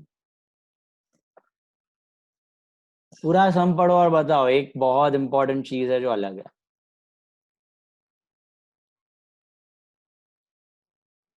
sum number 7 read and tell me there's one different thing in the problem invoice में पॉलिसी अलग है इनवॉइस पॉलिसी अलग है यस और एक चीज पॉलिसी अलग है परफेक्ट बताया किसी सॉरी फिजिकल स्टॉक ढूंढना फिजिकल स्टॉक ओनरशिप गुड्स दिए ओनरशिप गुड्स दिया नहीं है दिया तो फिजिकल स्टॉक ही है और अपने को ढूंढना भी फिजिकल स्टॉक ठीक है देखो क्या दिया Ram, who was closing his books on 31st March 2016, failed to take the actual stock, which he did only on 9th April when it was ascertained by him worth 4,50,000. Physical stock taking उसने 9th April को किया है. Usually अपने को 31st March का ownership stock पूछते हैं ना. Ownership stock मतलब physically हो ना हो कोई फर्क नहीं पड़ता. यहाँ पे question ascertain the value of physical stock. As on 31st March 16 और जैसे आपको क्वेश्चन में दिखे फिजिकल स्टॉक तो now ownership does not matter on 31st March now ownership does not matter on 31st March physically quantitatively ये goods आपके godown में होने चाहिए ये आपका टारगेट होना चाहिए हाउ टू थिंक अबाउट जैसे हम लोग एनपीओ में रिसीट पेमेंट बनाते हैं तो हम लोग क्या सोचते हैं रोकड़ा पैसा आया पैसा गया we don't think capital revenue we don't think next year current year we don't think accrual we just see money same way here when you are making physical stock you have to think के भैया quantity physical stock देखना है ownership भाड़ में गई अभी अपने को लेना देना नहीं है तो इधर आपका वो क्वेश्चन वेश्चन पूछने का ही नहीं yes no वगैरह कुछ ओके वो शॉर्टकट यहाँ पे अप्लाई होगा भी नहीं तो अपने को खाली देखना है ओनरशिप हो ना हो फर्क नहीं पड़ता फिजिकली स्टॉक कितना है 31st मार्च वो अपने को ढूंढना है तो फिजिकल स्टॉक से फिजिकल स्टॉक पे जा रहे हैं हम लोग ठीक है फिजिकल स्टॉक से फिजिकल स्टॉक पे जा रहे हैं नाउ का स्टेटमेंट भी आई विल मेक इट और पहले रफ कैलकुलेशन भी दिखा लेते हैं physical stock on 9th April is 4,50,000 all right let's understand this It was found that the sales were entered in the sales day book on the same day of dispatch and return inwards on the return inwards book as and when the goods are received back. Purchases are entered in the purchase day book once the invoices are received. तो इधर policy क्या है company की sale और sales return is dispatch and received तो record कर देगा books में purchases only once the invoices are received तब रिकॉर्ड करेगा गुड्स आया नहीं आया फर्क नहीं पड़ता है इनवॉइस आ गया परचेज रिकॉर्ड हो जाएगी ओनरशिप आ जाएगी ऐसी policy It was found that the sales between 31st March 2016 and 9th April 2016 as per sales day book are 37,500 अपने को उसने बोला है कि 31st March 16 से 9th April 16 तक इस पीरियड में उसका sale as per sales day book are 37,500 मुझे बता वो सेल्स डे बुक में कब रिकॉर्ड कर रहा है जब डिस्पैच होता है डिस्पैच हो रहा है मतलब ये गुड्स डेफिनेटली डिस्पैच हुए हैं मतलब ये गुड्स डेफिनेटली डिस्पैच हो चुके हैं तो आपको जो 9th अप्रैल का 4.5 लाख का स्टॉक मिला है ये डिस्पैच होने के बाद मिला होगा तो डिस्पैच होने से पहले ज्यादा होगा ये स्टॉक एज ऑन 31st मार्च को So what are we supposed to do? Add. Just looking at the physical stock, I'm just adding that physical stock of sales. Sales का physical stock. I'm adding. Okay. At cost price होना चाहिए ये. So at cost price के लिए अपने को last line पे दिया हुआ है GP margin is 33.1/3%. Can you see that?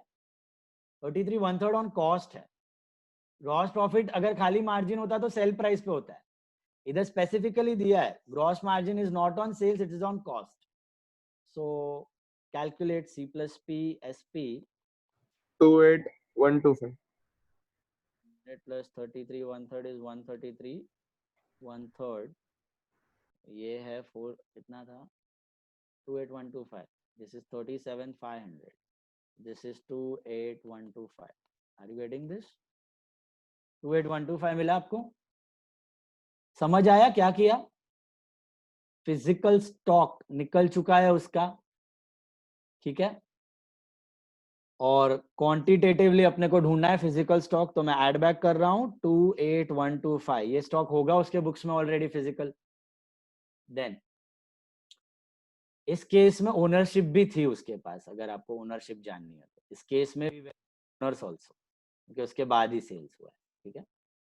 Purchases between 31st March 16 and 9th April as per purchase day book are 5,200.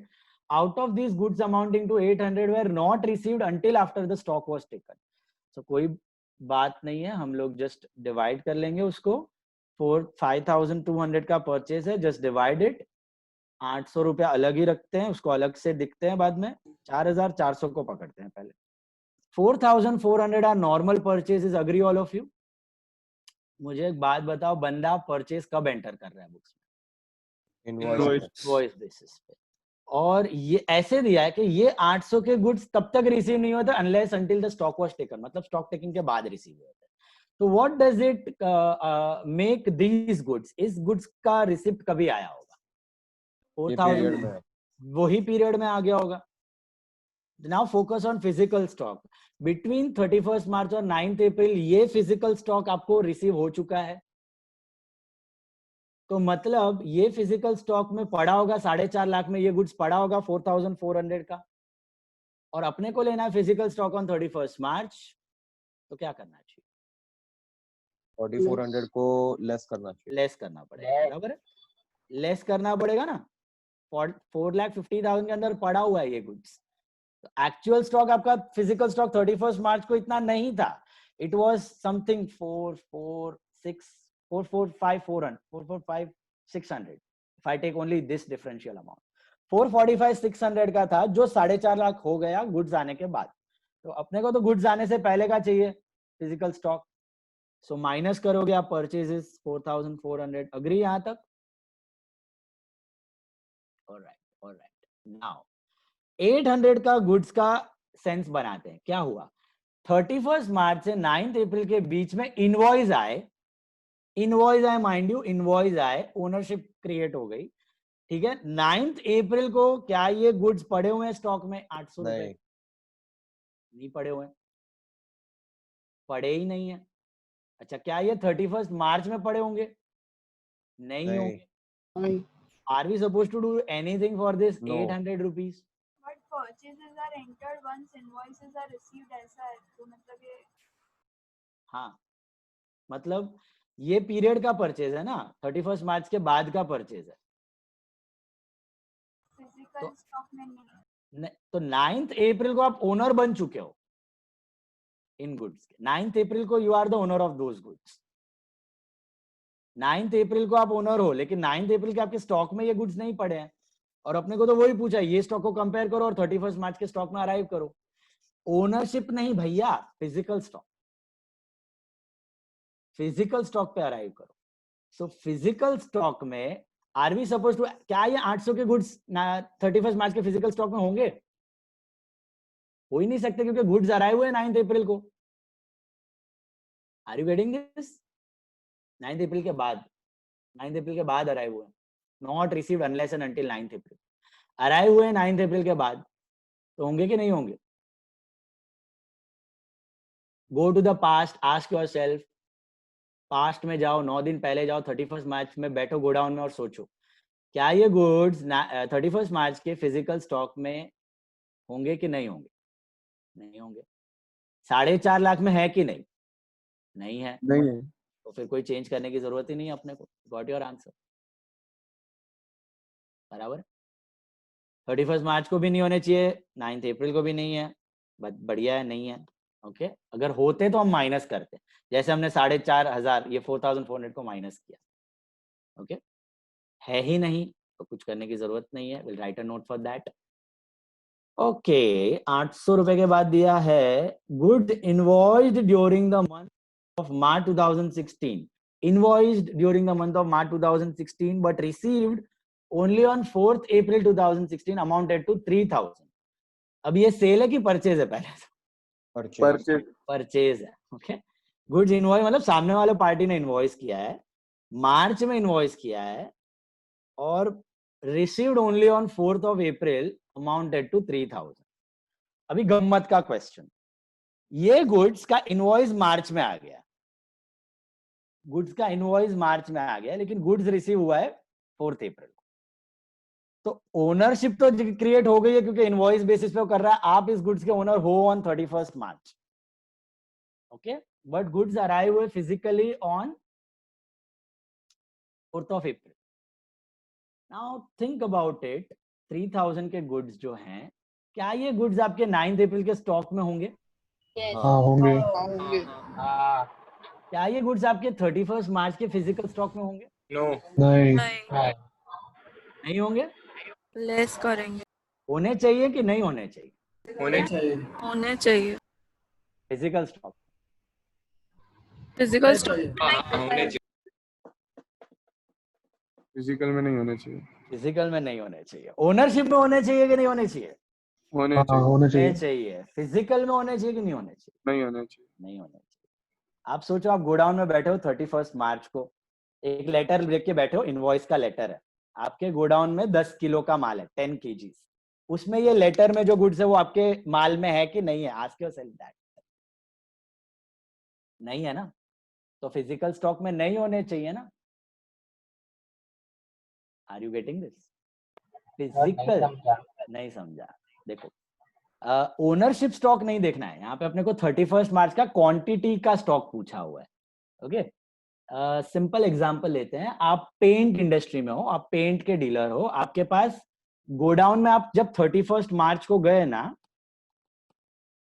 तब आपके पास 100 लीटर पेंट था, 100 लीटर पेंट था physical. I am just looking at the physical quantity, ownership गया, टाटा bye bye. 100 litres of paint था, physical डब्बे थे आपके पास as on 31st March। Okay, फिर एक पेंट का 4 लीटर पेंट का आपने ऑर्डर मार्च में दे दिया था, इनवॉइस आ गया था, परचेज बुक में रिकॉर्ड हो चुका था, डब्बे नहीं आए थे। 4 लीटर के डब्बे आपको मिले 4 अप्रैल को। 4th April को you got 4 litres of paint का डब्बा। तो अब stock on 9th April physically कितना हो जाएगा? 104 लीटर के डब्बे हो जाएंगे आपके पास। अग्री?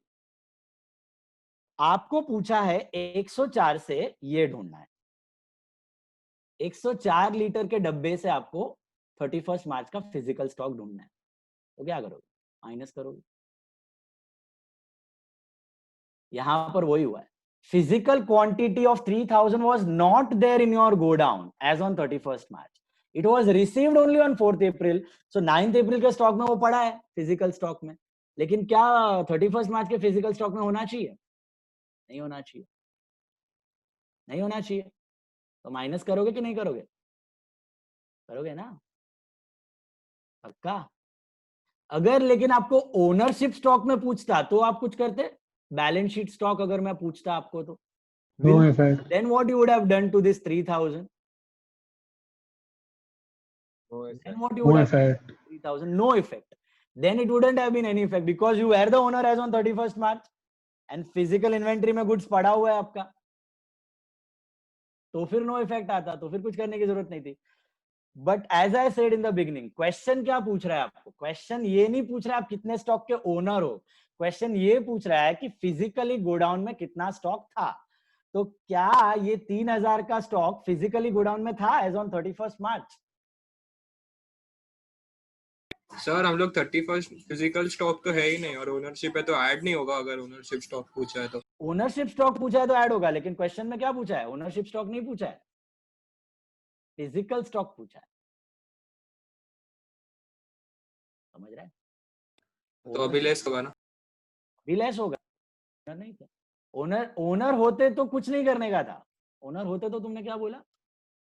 ऐड होते ना, नहीं ओनर होता तो क्यों ऐड करते भाई? 4 तारीख को तो गुड्स आ गए ना, हम लोग को तो 31 मार्च का ढूंढने का है ना। राइट? 31 मार्च का ढूंढने का, 4 तारीख को गुड्स आ गए, उससे पहले से तुम ओनर हो, हाँ और 9 अप्रैल को वही गुड्स रहेगा ना स्टॉक में 3000 का, हाँ हाँ। तो कुछ करने की जरूरत नहीं है, it's there already in the stock. अगर ओनरशिप स्टॉक पूछा होता तो I would have just ignored that line, but they have not asked us ownership, they have asked us physical stock. तो ये एग्जांपल, पेंट का एग्जांपल समझ रहा है? 100 डब्बे थे, 1-1 लीटर के, 4 डब्बे आए, 104 लीटर हो गया पेंट, बट अपने को चाहिए ये वाला 31 मार्च वाला। 104 में से 4 माइनस करोगे तो आएगा, तो less this is 3000 rupees goods received in April. ये हुआ आपका आंसर। कितना आ रहा है? बना लो स्टेटमेंट। 470725 इसका मैं बनाता हूँ 470725। I'll make the statement. Write down physical inventory as on 9th April.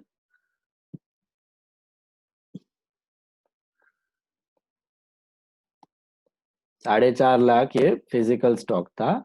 Book stock नहीं ढूंढना है, फिजिकल स्टॉक ही ढूंढना है।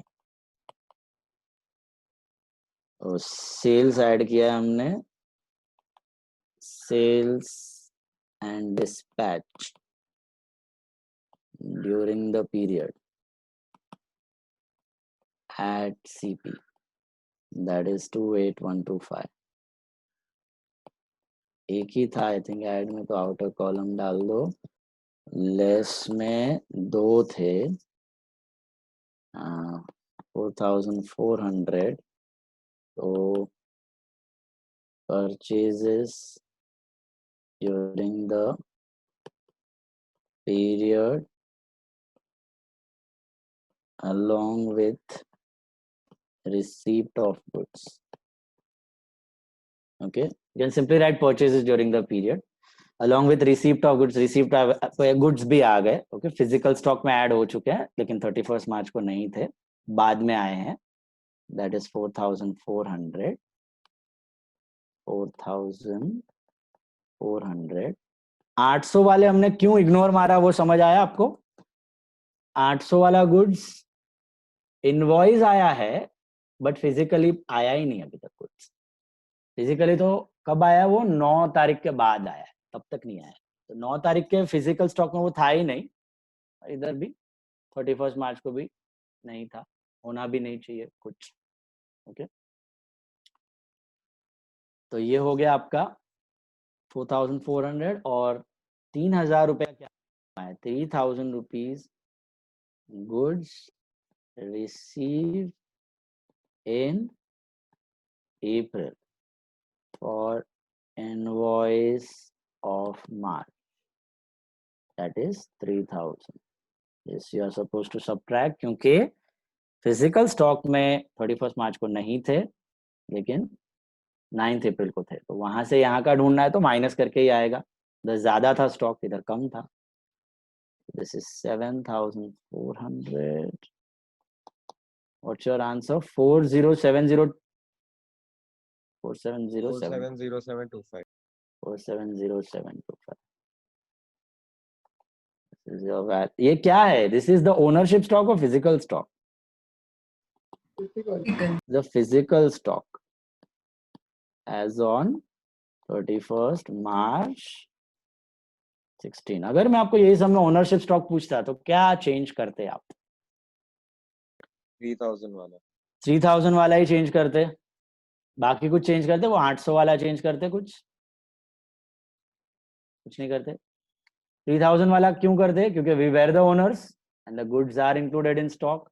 We would have ignored that 3000। we would have ignored that 3000 because as on 31st March physically भले ही stock अपने पास नहीं था, ownership books में दिखता है, ओनरशिप तो था ना। चलो यही एग्जांपल में आपको एक और देता हूं मैं। फिजिकल स्टॉक ढूंढना है, माइंड यू। ओके, 31 मार्च से 9 अप्रैल के बीच में, okay, goods of 5,000 cost price लेते हैं, 5,000 के कॉस्ट प्राइस का goods are sent on sale और return basis. Goods of 5,000 are sent on sale और रिटर्न बेसिस 31st मार्च से 9th अप्रैल. तो आप क्या करते? ऐड करते, पक्का ऐड करते, क्योंकि ये फिजिकल स्टॉक निकल चुका है 5,000 का आपका, तो ये 4,50,000 में नहीं है.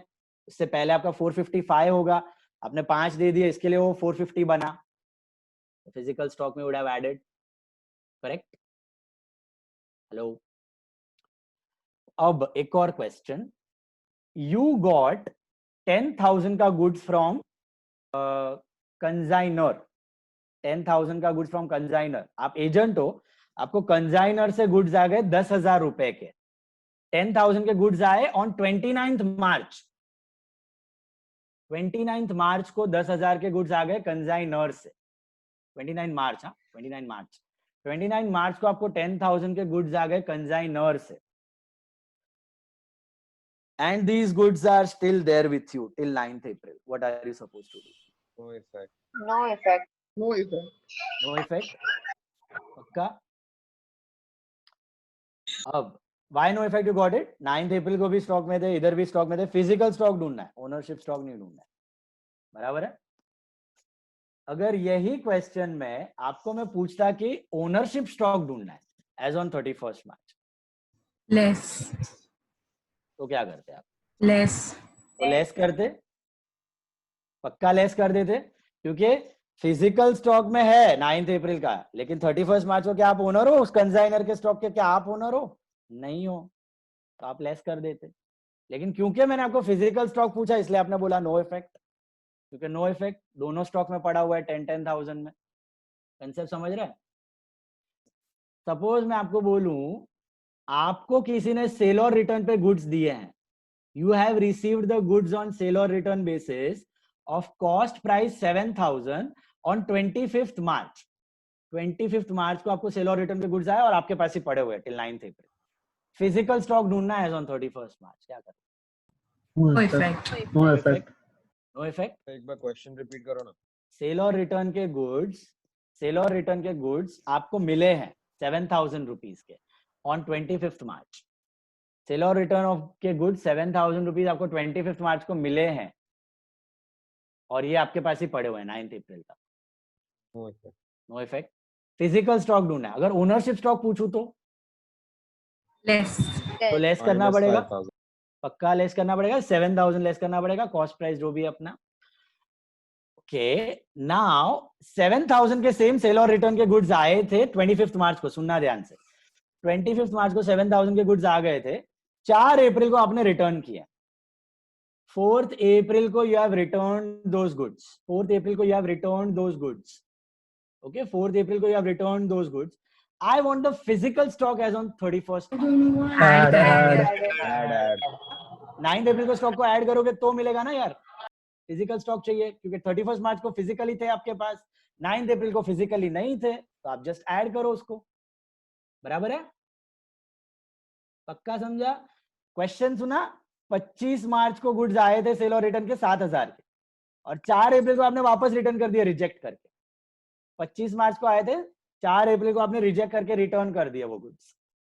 फिजिकल स्टॉक चाहिए एज ऑन 31st मार्च. क्या करोगे? ऐड करोगे? पक्का? Yash Patel. So you will add that stock to your 9th April to arrive at 31st March का फिजिकल स्टॉक. बराबर है? नाउ यही आपको ओनरशिप स्टॉक में पूछूं तो आप क्या करते? No effect. 25 मार्च को आया सेल और रिटर्न पे और 4 अप्रैल को आपने रिटर्न कर दिया. Ownership stock as on 31st. Subtract होता था ना? ओनरशिप स्टॉक लेस होता था ना? लेस. 9th अप्रैल के स्टॉक में. अरे, will you subtract that from your 9th April stock, or you will not give any effect? No effect. No effect. No effect. No effect. No effect. No effect. Why no effect? Because these goods are not in your physical stock, right? You have already returned them on 4th of April. These goods are not there in your physical stock. तो 9 अप्रैल को वो stock में है ही नहीं, ownership तो वैसे भी नहीं थी, कुछ करने की जरूरत नहीं है, नो इफेक्ट. कळलं की नाही सांगा मला, डोक्यात घुसतंय की नाही. आता अजून एक सम करा, सिमिलर फिजिकल स्टॉकला आपण पकडू, last sum for the day and then we wind sir sir नहीं सर सर नहीं अभी क्या होमवर्क रख दिया भाई homework homework homework, no no no please पेने का सर रीडिंग का 1:30 हो गया. आपने सर, बोला दो ही बार था, ये please sir, last please sir. काम है. समझा. एग्जाम के दिन Please, आप क्लास please, लेने please. वाले हो सर, आज कॉम्पेंसेट कर दो. सर नहीं आपको तो उंगली से अरे मतलब हाथ सर में बहुत दे सर दिया. लग गए सर बस अब. नहीं, एक शांति रखो, सिमिलर सम है तो क्या है, ये कंसेप्ट बैठ जाएगा क्लास. सर ये वाला प्लीज करो. सर, बहुत इजी अरे है. 5 मिनट में हो जाएगा, कम ऑन. सर तो कल करते हैं ना 5 मिनट में हो हाँ, जाए. 5 मिनट में हो जाएगा तो दे कल दे तो करेंगे. होमवर्क में दे तो हम लोग कर लेंगे, अभी छोटा है हाँ ना. सर चलेगा, होमवर्क कर लेंगे. हाँ. फिर रहने दो. सम नंबर होमवर्क. हाँ, सम नंबर 20 करो, चलो फटाफट, होमवर्क नहीं अभी करो. 20th sum, quick quick quick, physical stock, ध्यान से पढ़ो, करो. Sir please sir. अरे यार कम यार, 5 minute, come on. Aryan Shah, come on, शहनशाह, डू इट.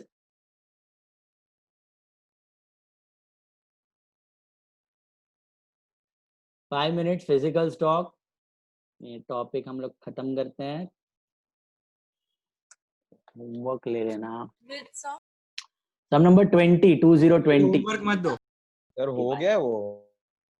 हाँ 20 हो गया. ये तो कुछ और है, first in first out basis का वो कोई फीफो लिफो वाला 20 नहीं है क्या, तो ये कौन सा है फिर? Perpetual. 22 है, 22 सॉरी.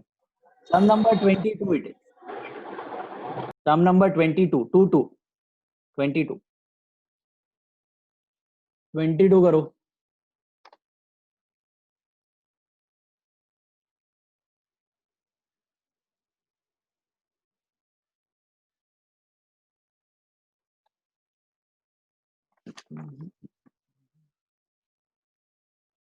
अभी इसमें इसकी पॉलिसी थोड़ी अलग टाइप की थी, वैसे ही आपको पॉलिसीज कुछ और हो जाएंगी तो ओनरशिप उसके हिसाब से चेंज करके दिमाग लगा देने का.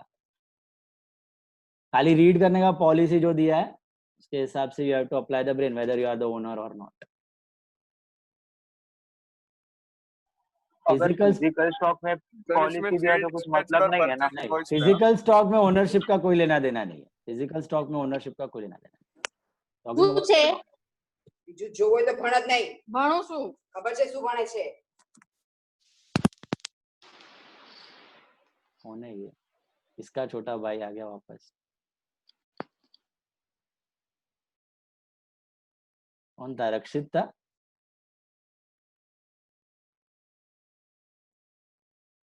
फिर गया रक्षित. रक्षित नहीं सर, मैं नहीं था बाबा. रक्षित नहीं, वो था अपना दीक्षित था. दीक्षित नहीं नहीं, मेरा भाई याद नहीं है. किसका भाई था ये? शैतान. सारा गाने से मैंने. दीक्षित ही है. नहीं ना, इस बार मैं नहीं था.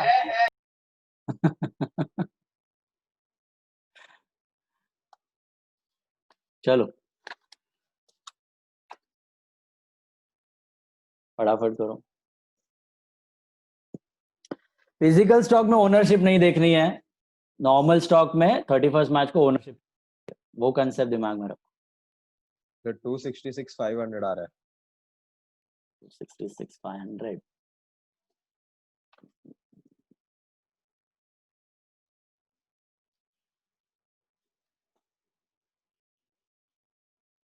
हाँ सर 266,500. ओके.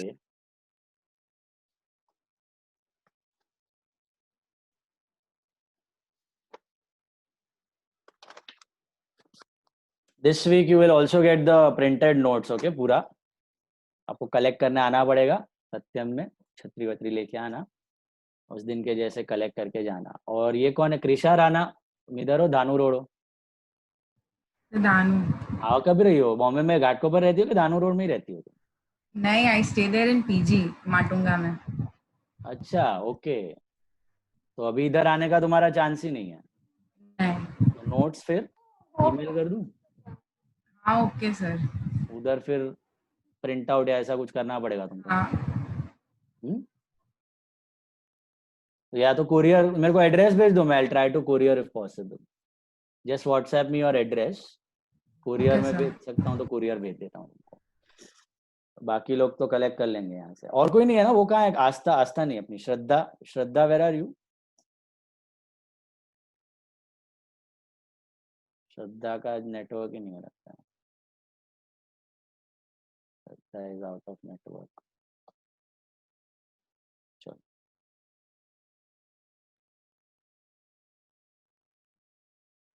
कितना आ रहा है आंसर? 266,500, राइट?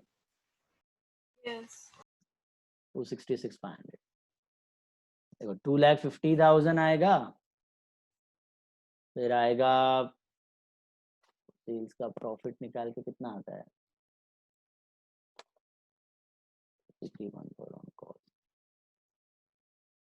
सेल्स का प्रॉफिट निकाल के कॉस्ट कितना मिला? नहीं, वो आंसर नहीं है, पीछे हम लोग ने प्रॉफिट माइनस नहीं किया है। 261,200 आ रहा है मुझे। हाँ सर, 261,200 आ रहा है। 61,200 आ रहा है, चेक करो यार बराबर से। सेल्स का अमाउंट क्या आ रहा है? सेल्स का वही पूछ रहा हूँ मैं तुमको, क्या है? 12,900 12,900 आसपास आएगा, right? 12,900, right. 17,200 is the selling price, cost price plus minus में वो सेल का कॉस्ट भी करना है तुमको, वो भूल मत जाना। तो 12,900 is the cost that will add, 12,900 will add. Purchase में 1200 में से 500 को अलग करो तो 700 को सब्ट्रैक्ट करना है डेफिनेटली, और 500 को इग्नोर मारना है क्योंकि गुड्स तो बाद में ही आया है, और 1,000 रुपए का सेल पहले ही आ गया है, नहीं इनवॉइस पहले आया है, सेल तो बाद में, तो माइनस होएगा, लास्ट 1,000 माइनस होएगा तुम्हारा, लास्ट 1,000 माइनस होएगा। समझ आ रहा है? सेल्स ऐड, फिर 1000 माइनस और 700 भी माइनस, यस करेक्ट।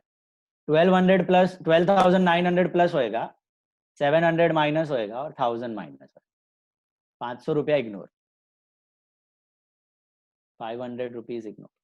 उसका नोट लिखना पड़ेगा, इस सब में भी बाकी है आई थिंक नोट। 500 का नोट लिख देना। 500 rupees of stock is ignored since the goods are received after stock taking. Since the goods are received after stock taking. 500 are ignored since the goods are received after stock taking.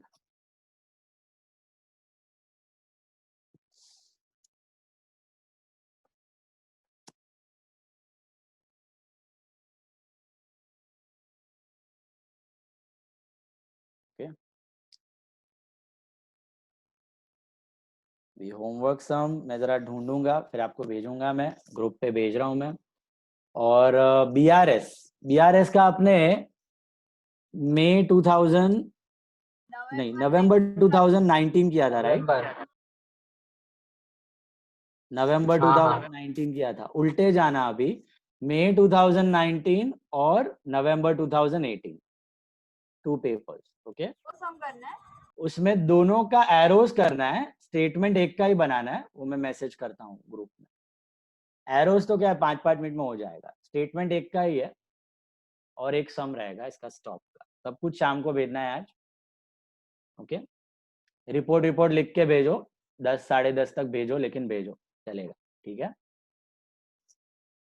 एकदम late भी मत भेजना, 12-1 भेजो। Note बोला आपने? Note बोला ना, 500 rupees in this सम, और लास्ट सम का कितना था वो? 800 रुपया। क्या बोला सर? 800। ये 500 rupees will be ignored. 500 rupees of goods will be ignored as the stock is received after, as the goods are received after stock taking. 500 rupees of goods will be ignored as the goods are received after stock taking. Rupees of goods will be ignored as the goods are received after stock taking. As the goods are received after stock taking. After stock taking. Homework sum क्या था? Homework some is, मैं भेजता हूँ homework का number भी, मैं भेजता हूँ स्टॉक का, और पेपर भी भेजता हूँ, और जर्नल किसका स्टेटमेंट बनाना है वो भी भेजता हूँ। I will message it in the WhatsApp. If you still have any doubts, you can wait. Otherwise, you can leave. Tada, bye bye.